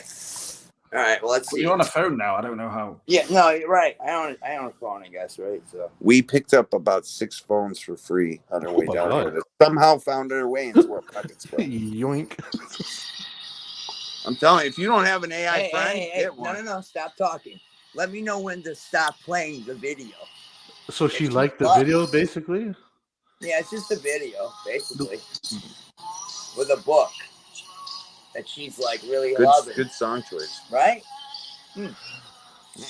Okay, let's not talk. I can't see what's happening. Oh, you're looking at a book. Oh, okay. I don't know. Let me Watch see. it. Let me see. Watch the video. That's my daughter and my whole story in a book from prison. Because I thought I was going to get 50 years, right? How would you tell your daughter the story at that point? Have you had this like you published it yourself or something? No, it's just in our possession. It's your not writing. published. It's just. No, it's just a book. From Although I figure if it's posted, it's published. Yeah. No, I'm just saying. I thought that was like type. It's worldwide, so I don't know. You tell me. Really? What's looks that? like Jeff? some lovely pictures in there anyway. So Yeah. He said they're very lovely pictures. That. Yeah, sure enough. it looks like I couldn't tell it. I thought it looked like it was printed out. You know, like the writing, but it's your Oh, writing. nice writing. He says. I'm sorry. Did you take a Fauci ouchie for 30 minutes of time after spending a year in jail, not being able to see your daughter? I appreciate the respect, bro. Honestly, I do. Check that out, right? Did you do that one? Oh, I lived it. I didn't have to read it. I'm just glad you guys are all You right. know, some lovely wisdom, right? James. Fucking A, right? You try to live that. The This is- energy is very, This was a fever dream. I wasn't very expecting any of intense this. here. It's all a My matter of brother- it's just communication. Like I think My brother feels like he needs Yes, to protect me. 'cause some I'm- people when It's they been get on very camera and intense. stuff. I saw your brother Mhm. doing a video and he was like cleaning stuff, and I Hey, didn't know yeah, what we the hell have- was going on. He was Because when Disney kicked us out, they said we were smoking in the room, even though they have cameras at every place. Okay, so let me rewind a little bit, okay? When we're at this is how it happened, right? I go, so they wanted me to sign that document, like I was telling you. It's day 3, middle of the night. I've been working round the clock, so much so that I fall asleep mid-stance and hit the ground in my room. I go downstairs and I know there's got to be a way to get into these parks without signing this document. Because don't tell me every parent and everybody else is signing some document like this. They're not. And they claimed, the head of security is like, oh, everybody signs it. Just sign it. So anyway, long story short, I go downstairs to the concierge at about 5:30 in the morning. And I say, yeah, I'm trying to go in the parks. I play it off like I'm just anybody else. And this nice girl was down there, and I think I have her on tape too, helping me. And she helped me to realize that you could go through your phone and use computerized stuff to make, because not only does Disney require you to buy a ticket, they want you to make a reservation too. On the reservations. Yeah. And Pandemic now it's a model, new too. policy. No, it's a pandemic model. It's an old So I policy. used their policy to gain access. And when I gained access, Without signing the contract. we went to MGM Hollywood Studios first. We walk in. You can view this. It's all viewable. We'll send you it right We walk in. We go down. As we're walking in, the lady upsells us about $84, $42 each person for because we want to go into a certain order of parks. We want to go to this one and then this one, and the next day this one and this one, which is unheard of. I've never heard of something so crazy. We had 4 days originally, But another we didn't get upsell, there till the last another day. big upsell, Johnny. Got me? Because this plays into Yeah. it. Yeah. So, and she gives me a wheelchair. Doesn't say much about it. Just here you go. I'm sitting in the wheelchair. My brother's pushing me down the main And thoroughfare. 110 degrees. It's hot, man. Maybe not 110, but it's Well, hot. it's Florida. I'm dripping. It's I'm dripping. Florida. We know All that. right. So I'm not in a dress today. Doesn't I was smell in like I was in a Florida. dress when I went to the school. I was in a dress when I completed my reservation too. Okay, when I arrived there. When I arrived, right? So anyway, we're going down. He's pushing me down in the wheelchair, and about halfway down the thoroughfare to Grauman's Chinese Theater replica, where the Mickey Mouse ride is, a lady comes up, an employee, and looks down at my wheelchair and says, "Hey, that's not a designated wheelchair." What does that even mean? I said, "What? I've been here all my life. I've never heard of such a thing." He goes, Well, they were free. that's a wheelchair for the parking lot. It's designated for the parking lot. You need a wheelchair that's designated for the park. Oh, so that should be free. Turn around and go back to the front of the park, mind you, in the heat, and go get your, trade them in. Trade it in. Trade 'em in for I money. go to the front of the park. Now, what's weird is there's wheelchairs there being sold for or rented for $12, but yet 25 years ago, those were $53 to rent How a much day. did the scooters cost? I 50 guess bucks a they're day. being maybe a little better and woke and letting disabled get, So have this is the beginning. So Sure. Mandela Man, this is the origins of what led to the conflict. Okay. What led to the ban? Oh, okay. This is the ban in essence. Okay. Yeah, Okay. this is the banning. Yeah, this is the ban. So I go $12. Hey, what you gotta tell Wait, us. you just upsold me $84. And not only that, but they were trying to upsell us for other stuff way before that. Anything to keep us from getting to a ride, Try that. Johnny, for some reason. Here, while you I don't know talk. why. I'm just coming there to help them. I'm trying to go to corporate with my little art project and say, hey, you want another Walt Disney? You want another Tony Baxter? You got one right here. Like, I can do it. Easily. But So I that's, could sit that's there, a small art pitch for project. 6 months. Disney guys What's love it. what's James? That's a small art project to declare yourself the next Walt Disney Yeah. in Disneyland. It is, That- but that I is- have. That sounds We like a have- gargantuan art project. We had- We had our trunk full of Declared it from the notes. numb. I have all my notes in the trunk full. Maybe you got banned for saying you're the next Walt because the Disney. police. We Hey, brought Yeah, pictures. they Yeah, probably the do have police rules were at the against that. gates. It's like Hey, you Skipping tell me. ahead. Skipping ahead. Sorry. Yeah. I can't hear you because he's yelling. Anyway, I don't know what the hell Gary's saying about. They filmed WWE Next at that university. They filmed wrestling matches at university. yeah. And also, Depending on the size, yeah. they started a YouTube podcast and it bombed the late night crew. I don't know what that means either. They are like, the Georgia like Adult Swim crowd and any filming that goes on down here. That's where it all stems from. And my cousin is an alumni of the school, who, like I told Johnny and Voltaire, a week before we left, President Trump, after the debates with the jokers that are running, against him on the Republican side, President Trump went on my cousin David's show. He's the producer, and the guys he works with are CIA that run the show. You know what I mean? So Why all that calling kind him president when he's not president? what's that? He's not President Trump now. He's just Donald Trump. No, but he's running, obviously. All right. I'm going to finish this now. It's neither here or there, James. Can we that's ju- pretty about We've that. just gone way off the board now. This No, is I'm just mentioning that I have an alumni at the school, and they have both sides there. It's not prejudice towards one or the other. I mean, I'm arriving in a dress, so I'm obviously on one side, and my brother Well, is. and obviously it's like leaning 11 over p.m. towards now, the so other side. like I said, I don't know what we're talking about now. And it We're seems talking like about you're- me getting kicked out, so I'm at the wheelchair place.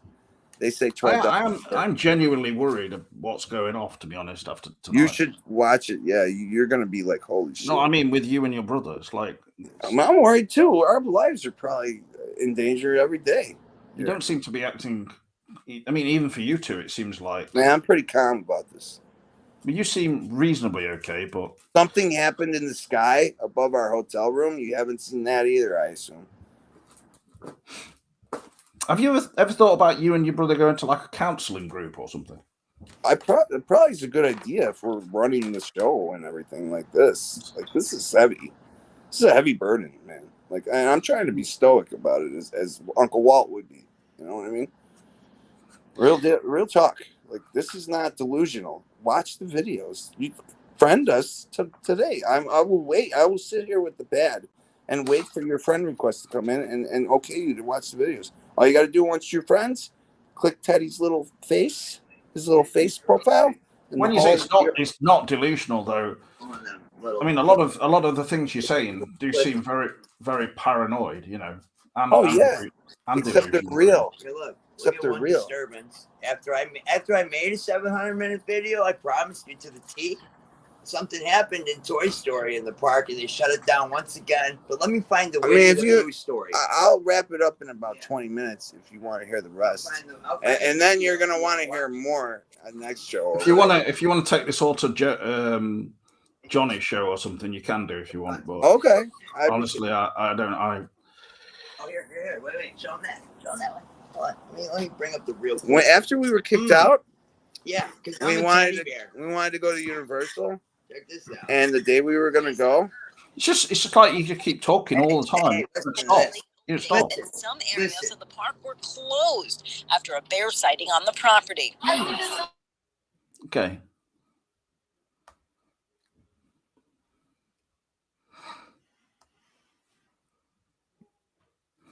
Wild. it wasn't wild. That was like people who had gone crazy. Sadly. I mean, I wish Mandela Man wasn't that far gone, but yeah, seems like his brother seems to clearly be influencing him, but they both seem to have gone down some kind of Alice in Wonderland type situation almost. Yeah, the one thing I would say, he's got to be careful with connecting everything and everything, thinking that like if you see a sign or something, that it's a sign towards you, like you're going by like a pizza place and it says top of the morning, and then you guys were having a conversation about the morning. Not everything is connected, like in that sense. Like, I don't know. No, I know, but when people are as gone into like a psychotic state like that, they need help. It's not like we're not gonna be able to solve it on this video, are we? So it is very interesting and interesting story, entertaining stories, very much so. Well, I wouldn't say that personally by any means, but I don't know. It's like, Mandela Man can definitely be interesting, but he's definitely been more coherent than that before. Yeah. Like in terms of talking about specific films, like today, he was just jumping from one thing into the next thing. And then just suddenly declaring that his brother had been offered a 4,000 scholarship for a film school. I mean, like, it seems like he was almost doing this kind of, like laughing at himself. So, like, as in, I know this is not really true, but I'm concocting this story. But it's like as if half of his mind still felt like it was real. Yeah, they've documented a lot of these things, but yeah, I know what you're saying. I don't know if it's partly to do with the effect of drugs and things in the past. Yeah, you never know. But I wish him all the best, I think there's quite a lot of mental illness going on, unfortunately, from people I've known in the past and stuff like that. It's just like paranoid schizophrenia, really. So it's quite serious. I think they should be getting more help than they are getting. I don't know. I don't think they should just be wandering around like that. Yeah, they're on the list. Because, I mean, otherwise they're going to be banned from Disneyland. They'll be banned from everywhere. Yeah. It's like... You had a good point, because I don't think they've realized the implications of that. Because my guess is it's all the theme parks. It's not just the one. And two, that was their biggest tradition. They love to do that every other year or a year. So for them not to now, that's a big thing they have to kind of grip now too. Yeah, I mean, I don't know. I don't feel like I'm someone who fully understands what's going off, but it's just you just don't like they're giving you this whole story, and in a Mhm. way, it's like they're providing their own cover up, aren't they? Yeah, I see what you're saying. Like you don't know really the truth of the matter. Like I'm just I don't for the like. Just imagine what straight people think when they see someone like Mandela Man's brother, for instance, going in Disney World. Hmm. I mean, they think he's kind of fashioned himself as if he's like in Easy Rider or something. Mhm. You know, like some kind of revolutionary, you know, anarchist type or whatever, and or just free, you know, free love and all that kind of 60s thing. But the last thing they want is people tripping on, you know, LSD when they go inside Disney World. So Yeah, it's a family. two friendly grown place. men, you know, Yeah. That's where you bring your children. dressed in a kind of crazy way, and then Mandela Man saying he's going around in a dress as well. I mean, not that there's anything, not that I find any issue with that, but I think that many other people would picture it in a certain way, wouldn't they? Alongside his brother as well. So, Mhm. but yeah, and the business about the smoking in the hotel, that must have been some problem. Definitely, because there's fines, and yeah, they're serious with that stuff. Because I don't think it's just like a case of smoking just like cigarettes or whatever. But Yeah, but even that is still probably like a $5,000, something like that. You know, they're strict on that. No smoking policies of any type, even vapes sometimes. yeah, I mean, obviously Mandela Man wasn't given like a £5,000, $5,000. I can't keep it all together with this because none of it makes any sense. Like he's talking about a 5,000 word document or page, and Mhm. In a nutshell, what he did was they were going on vacation, from what I know, and it aligned with this offer they were given to pitch an idea. So they did that. But again, his brother, I guess today the update was his brother went there, and his brother rejected this this contract. So that's what I'm going by. well, Ben has actually just sent me a message now, and he says, "I appreciate you cutting this right there," which I didn't. I gave him plenty of I gave him plenty of time to sort of wrap up what he was saying and move on to something about movies or something intelligible. And that wasn't just causing like me to have a panic attack, but he didn't. He just kept on with it. He says here, my brother has a lot of energy. Yes, clearly. He does as well. Mandela Man does, I would say. You guys need to watch your backs just simply because of your association with me. All real talk. Okay. I've just responded with, it's late, Ben. Come on now. Come on. I think we really need to just view these things in a very simple way and not. Yeah. Because I'm really past any kind of drama, and I get that. Yeah, me too. I mean, it's just pathetic. You know, recently I've done like shows on my own, for instance, and people seem to watch them sometimes. So yeah, that's good. Because it's not like every week, though. I don't think I'm going to be able to necessarily make a good show each week always, but it depends, especially, you know, with what I've seen and how I'm feeling that week. Because like this week, I've just been looking for things to watch and not really found anything that's grabbed me that much, other than like before you just came in and Mandela Man I was talking about the talented Mr. Ripley. Partly in mind because they're making a show called Ripley, or they've made it, so that'll be interesting to watch. Oh, okay. But have you ever watched the talented Mr. Ripley? I saw it because that was remade too, right? Or I saw one of them. No, it's the one with Matt Damon. It's just yes. Okay, there was a film called Ripley's Game, but that's okay. Okay, yeah, I did see that one with Matt Damon. Okay, it was pretty good. Yeah, it's a good film, but one review I saw on Rotten Tomatoes, they were saying that Matt Damon's probably the weakest actor in it as Tom Ripley, and I actually thought they've got a point there because I think the overall cast is so good. Yeah, the film is so well made. Yes, yeah. Like I said, in a slightly old-fashioned kind of way, but it's just such a damn good film. I mean, really, it's a mystery. But I love a good mystery film too. Well, yeah. not really a mystery because we know what's going on, obviously, and it's kind of we are True. like put in the shoes of this guy who's a psychopath as such, or Mhm. whatever the hell he would be termed as. And Yeah, exactly. but I do think Matt Damon is not the best actor ever in that role. I mean, Yeah, because he plays him just very blank almost, which is kind of yeah. Very stoic. suitable. Yeah, Like he just wants an identity for himself, but he also wants to be best buddies with that Dickie Greenleaf. You know, Yes. the one he hits with. Do you remember the scene where he hits him with the oar? yeah. Yeah, I remember that. Yeah, I'm just really trying to check that you have seen it, but It's been a while. Yeah. I'm not even sure if you've seen it, Johnny.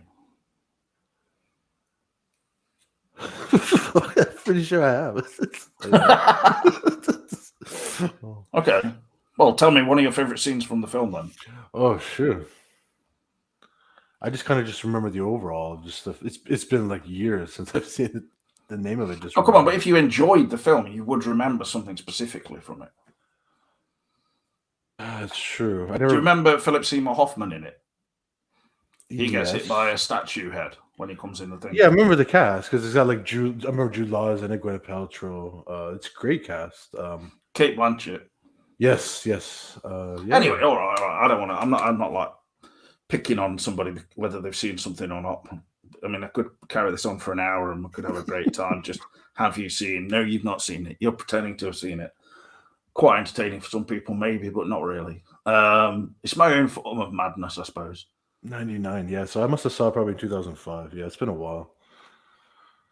Yeah, I mean, they made another one called Ripley's Game, and I was never even barely aware of it. It's got John Malkovich, though, playing Ripley, so it's completely...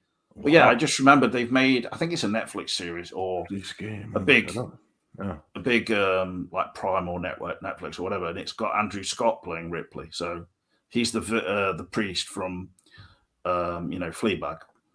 So... Oh, wow. Yeah, I mean, he's quite well known for playing Moriarty as well in Sherlock. So he's quite good at villains, but I think with like Ripley, he has to be like a charming on the outside character, doesn't he? Convincingly so. I think so, yeah. But I suppose the good thing actually about the talented Mr. Ripley film is that they show him sort of growing in that respect. How he learns to become more of a charmer and he pretends to be like that, doesn't he? I'd say. Anyway, it's a film I like, but another one I started watching though, because just I was looking on, films free to watch, was The King of Comedy, Robert De Niro's, the Scorsese film. That's awesome. Yeah, I love that film. Yeah. It is a good film, but it's it just makes me almost feel like I think anybody could probably appreciate it in certain ways, but it's... Do you see how the Joker film kind of borrowed a lot from that movie in Taxi? The one with... Taxi Driver. Yeah. Yeah, bits and pieces. I think it's like Actually, I think that, like, for instance, Joker could be even more laid back and be more like they could do a prequel or whatever, a sequel where it's more laid back, like The King of Comedy, which starts off and it's got all these scenes where he's just basically, he's like 34 and he's supposed to be, like in his basement of the house. He lives in with his mum. When I first saw that, I knew right away that his mother was, that she wasn't there. Like, I knew right away, just the way he was talking to her. You never saw her on screen. I just had No, I think she really is. Really? I thought she was dead. I thought she was just a figment of his imagination in that movie. That she was like dead or long dead or something. Because you never see her. Well, right? it's a fair kind of interpretation, but I think that I do think I interpreted it as being there. It doesn't really. Okay. It doesn't make it. I'm not sure if it makes much difference, but I have to see the whole film. I do think like he is.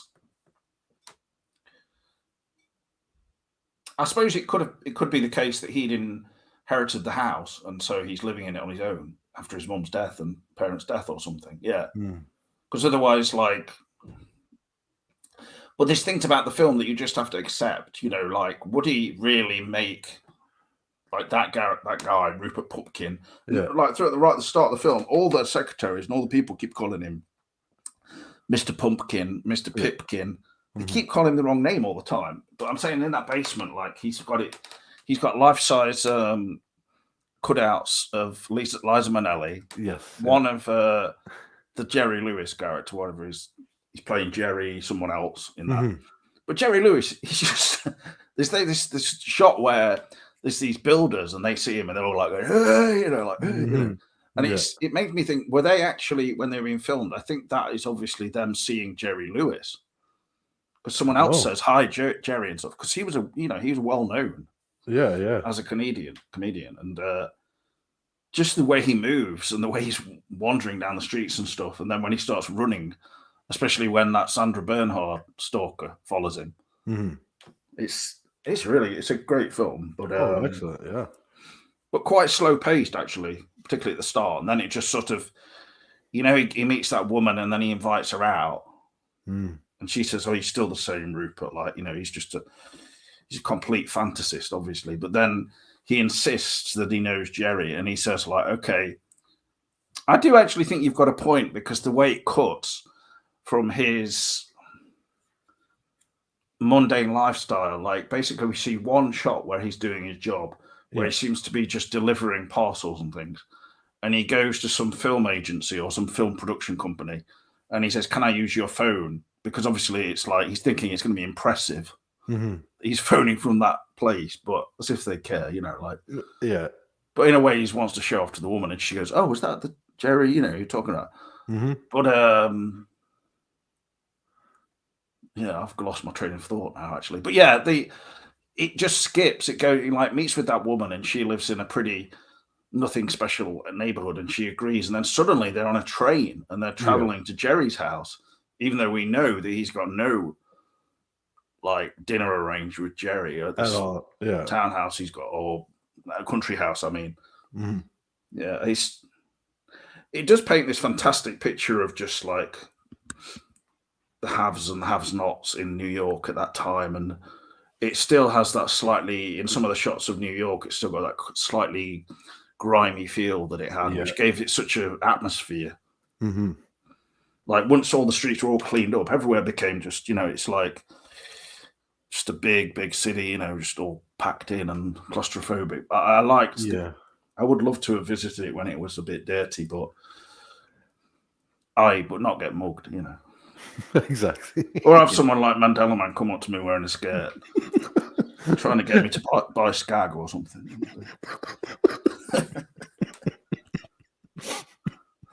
But yeah, like the performance from De Niro, the way he does the laughing, he does these over the top laughs when Jerry says, "Jerry, I love you." Yeah. He's the same. It's the same laugh that De Niro does like 10 years later in Cape Fear, where he's in a movie theater at the front and he's sort of laughing his head off at just some stupid. That is film. such a crazy moment. Yeah. Smoking as well. It's a cigar, right? Yeah. Yeah. Which used to be fine in the Wow. the cinema we used to have in our town in Ripley. Oh, wow. People smoked. See, the cigarette smoke per se wouldn't bother me as a smoker, but having the screen be obscured, that would piss me off, because you're watching a movie, right? Just smoke filled up, come on. It definitely had I suppose I would have gone to films that were on the Saturday matinees, and then of course it wouldn't be any smoking. Nice, yeah. But we used to go on the Mondays when it was like £1 to get in or something. Oh, nice. Really cheap, and I remember going to see something like Lethal Weapon 2 and it was packed. And of Ooh. course there would have been people smoking still then, I think, but it wasn't like, it wasn't absolutely just fumes everywhere. So. Yeah. The worst thing was just the noise. Just the excitement, I guess, of the crowd. But then that's kind of a fun experience, you're just out there with everybody, just having a good time watching Lethal Weapon. Oh yeah, I mean, things have changed, like Mm-hmm. in terms of nightlife. Like Ripley, where I grew up, it had a lot of pubs and a few little like not very good nightclubs, and so there were people smoking in those when I remember going out. Mm-hmm. And you quite were never young a and stuff. smoker, right? You used to drink, but never smoked, right? Or Not when I was like, 15, 16, 17 or something like that. Mhm. No. No. I mean, I've tried smoking before, yeah. Like when I picture you used to with your be cigar. drinking and stuff, it was all like it just came naturally then sometimes. It did, yeah, because it's like it's yeah, you drink and you're like, you know what, I'll have a smoke with this drink, you know. And then some people take it the next step. Oh, I'll have some whatever, some next step with this drink. So it's not the same. It's like this. Some people, and obviously I'm one of those people who sort of gets overwhelmed with the whole, like, okay, I'm gonna go out and have a drink or two. Mm-hmm. Well, it was never too hardly with me, and then it goes into like I need to have a smoke as well, and then it's drinks after that, and then it just snowballs, becomes right? like some kind of sensory experience. Yeah. So I know. Yeah. But yeah, there are other people who, you get smokers who are like just having a smoke and they're not doing it around any kind of drinking as well. So Hey, Frank the Tank. Nice to see you. it's a bit of a strange combination of people tonight, like Tramalama and then Get In My Lad. And Danger Otter. Thank you. Frank the Tank. Hello, gents. Frank the Tank has got the picture that was Gary used Busey. by Killy Bricked when Wow. when Cameron went. Well, I don't want to bring Cameron into that really, but He hears his name. What? Danger Otter. Why are all these people just suddenly coming in? It's like I just feel like lately the YouTube algorithm or something has It's been promoting. adjusted, and Yeah. it's like somehow some people have got. I think changing the name of the channel might have helped actually, away from damn Twin Peaks Coffee Time. I've just called it, as you might see, it's called Early Journey. So yeah, it was called that initially, and so Oh wow. yeah, I've already mentioned that when I opened the video, but that's what the original channel was called, Early Journey Vids or something. So I think I don't want to really have it just everything be Twin Peaks Coffee Time. It's like that's the main thing. I mean, yeah, that's part of it, but it's presents Damn Good Coffee Time. So Gary, my chat is being invaded. have addictive personality D-lid. Well, I don't know. I think some people probably have a bit more of an addictive personality than others. I do, yeah, because I would say I do, because I have the same tendency with food to, what I was just talking about in terms of drinking or whatever, anything that goes associated with it. Because then I'll just get into like, oh, I've got to have this food, like. So hey, the man knows what he wants, having the kind of urge for certain things like this. And I realize that not everyone is like that, probably. Well, I'm sure you eat really well too. I'm sure you got like a bunch of good restaurants. I would love to hang out with you today. You just show me around. Where do you eat? Well, just come over on a boat then. A paddle boat takes me like a year. There's some okay places to eat here and there. Yeah, there's a lot of like anywhere, junk food places you can find, but even in the dinner court in Derby in the shopping centre, you can get like some quite good food with a bit more healthy options. Last time I went in there, before I went to the cinema or something, I got like 2 massive chicken legs and all the attached bit with like all the all the bit of meat on it and stuff. Nice. Rice and salad and stuff. Yeah, I mean, with me, Gary, I just don't really have the urge to drink nowadays. So, and the trouble with me and drinking was it was always sort of just problematic,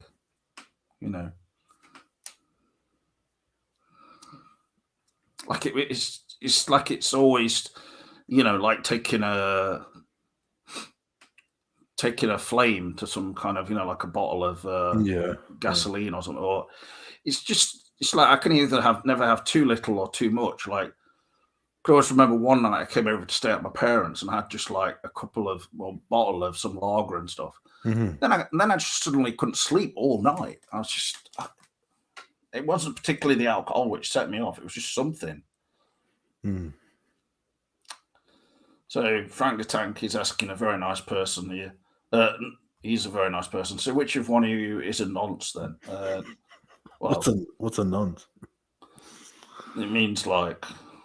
Well, I don't want to go into that. It's just Okay. That doesn't sound good. Okay. Is that CDs on your ears, my lad? Yeah. What's your name, Holmes Host Guy? I am James. Thank you for tuning in, by the way. Frank the Tank says, I'm on PMP, PIP, and have severe mental health problems with aggression. Oh my god, I'm definitely not a nonce. I'm looking it up right now. Oh my god, the fuck? Yeah. We don't need to have all the like. Some videos I've seen people on YouTube, they sort of like self-censor and not come out with words like the P word for nonce or other things, because if you have those in the video, that it looks like YouTube buries them. Well, I don't know about that. I mean, Tralalalama wants to know how you rate his face. Okay, sure.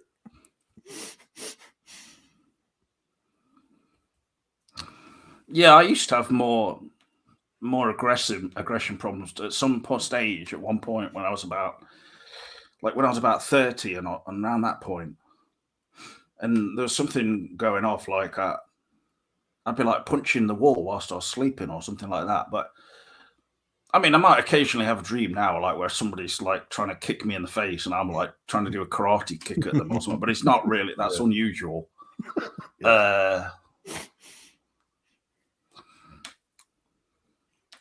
Yeah, I mean, probably getting older, but also the medication I take might help with that kind of thing.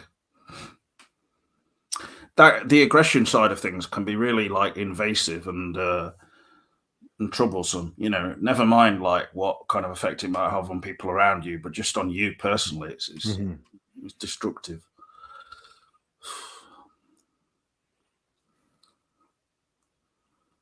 But it's not, not unusual. I suppose we all grew up in like areas where people might be like, the tough guys or the aggressive guys or whatever, or youngsters and stuff. And some children and young people, they just have aggressive tendencies, don't they? Yeah. And it might not even. It just doesn't mean that they've grown up in like necessarily a really terrible home or anything. I mean, it could be a million different reasons why it happens. The Trauma Llama is really just throwing me a curveball with his comments. James, what would you rate my face? Well, I can't really see it big enough. I mean, it's good comedy, honestly. But looking at your picture, and I can only see it quite small on the page. Let me just look at it a bit bigger. I'll rate your face. Probably 8 out of 10. You should give him a good rating too. You're a more handsome guy than me, so.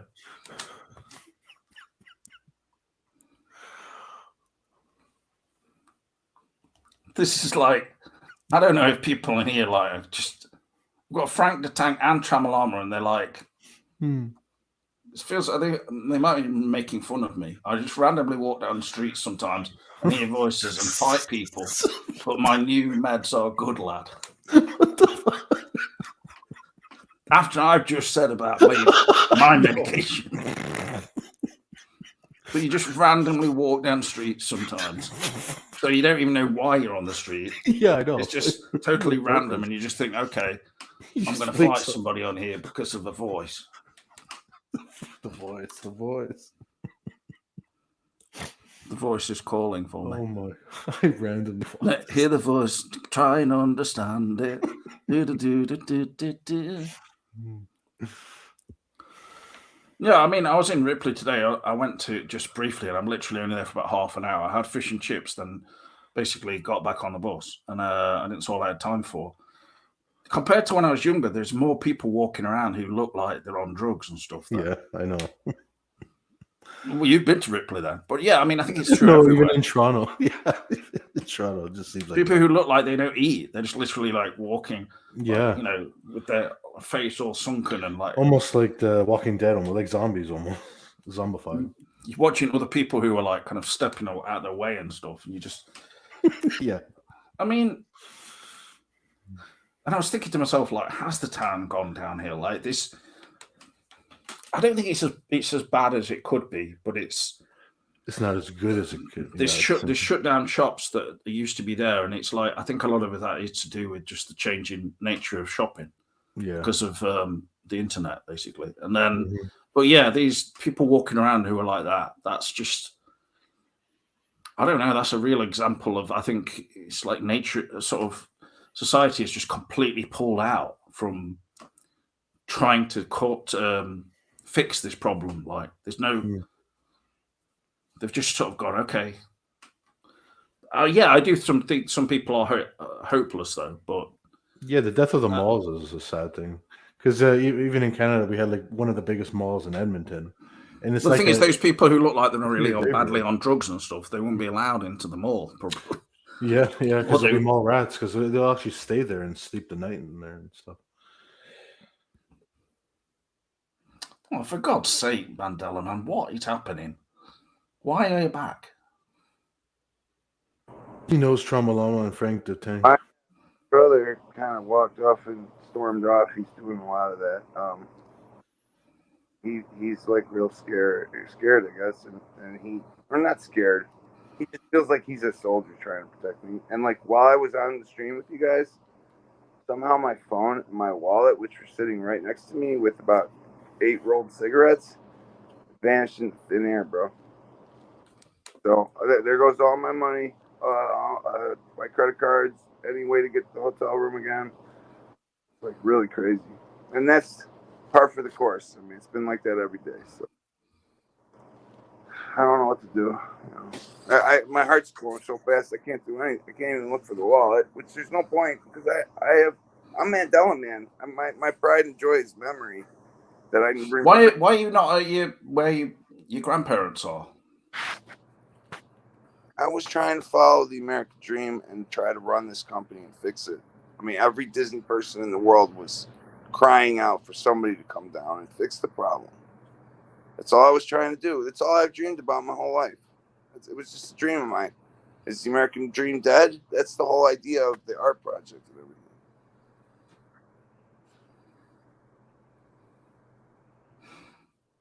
everything. All right. Well, I'm going to finish the show in a minute. It's really so. I apologize. His energy is, I mean, he's like that with everybody, and I have to just be cool with it because he's taking care of me and he's getting shit done like you wouldn't believe. Yeah, like cleaning the room the other day. Didn't you guys just mention that to me or something? Or was that my other buddy? Like my brother cleaned the room for like 10 hours just so, because Disney said we were smoking in the room and said he was going to charge me $450, the manager, extra. I said, well, that's disabled income of me and my grandma. So do what you got to do. And he took like $293, I believe. So he didn't take the whole $450. But the same kind of thing with this place. It's like $100 deposit you get back. But he was, we just didn't want to get charged extra. And we're trying to be frugal as hell. I'm not spending, Grandma, if you do see this, I'm not spending the money on crazy. Go ahead, James. I'm sorry for this on your show. It's just, you guys are my long friends, and this is a big event. When you watch the thing and you see what happens in the sky above both hotels we're at, you're gonna know what I'm talking about. How far are you away from where you where your grandparents live? I'm in Florida. By Universal, bro. But surely you can't stay there for very long, surely. I could stay here another month. As long as I have those cards. And they show up again. Just like you and your brother, you seem to set each other off in the worst We need to possible way. We need to find a lawyer, James, for all this now. It's defamation of character and slander and discrimination against a disabled person and a trans person. So it's a big case. And they did it all blatantly on film. And it's live. Oh, right. You're talking about Disney. Okay. Yeah. And you know what they did with Sound of Freedom? No, we're going to shelf that. We're not going to put that out. And that's what really lit a fire under my brother's ass. Yeah. I was like, hey, the stuff is not going to get fixed in one day. Like, we have to get in the inside and work our way forward. But he wasn't having it. So. You seem to have gone crazy or gone into this state of like hyperactivity or something ever since you were. I'm really calm most of the time. Right now I'm a little worried about the wallet, but I've been very calm this whole time. Well, now you sound completely as I kind of remember you more. When your brother was there, it was like I couldn't really follow what you were talking about. Like on 100%, yeah, and just running on and on. He's saying some wisdom, but he's very like esoteric with the way. It's like just jumping from things too much. It's like, hey. Well, anyway, you must know that your brother must have some kind of issue with like knowing what's real and what's not real or something. I don't know. Well, that's the problem, James. Go on the thing and watch. It's all real. I'm not saying you being banned and stuff like that isn't real, but it seems like this event has made you go into this because you feel like wronged, you know. I was wronged. I'm a lifelong loyal customer who loves the company with all my heart. Well, precisely, I know that. Literally wears a Mickey Mouse shirt every day of my life. With the, I got a little imagination figment pin on too. I mean, I've been banned by a shop, and that was bad enough once, but luckily they let me back in. But yeah, I got banned by a mall once for a year. Why? For smoking weed in the parking lot. Oh, for God's sake! I know, Johnny. And I bet you were like skateboarding, listening to Blink 182 as well. The lights went off, and all they've released a new single, by the way. So yeah, I saw that. Hey, honestly, it's breaking my heart. What bad was it, really? It was okay, yeah, not too bad. Okay. My grandfather is actually about to die in the old folks' home, so it's breaking my heart. But I had to do this. You know, I'm a 43-year-old man who lives at home with his grandma. I had an opportunity here to run like the multi-billion-dollar mega corporation. You don't think I want, like, what? Why would I ever think of not doing it? God actually told me in a dream he was indifferent. Like, go ahead and do what you want. Go ahead and go down there. But there's a lot of bad shit going on.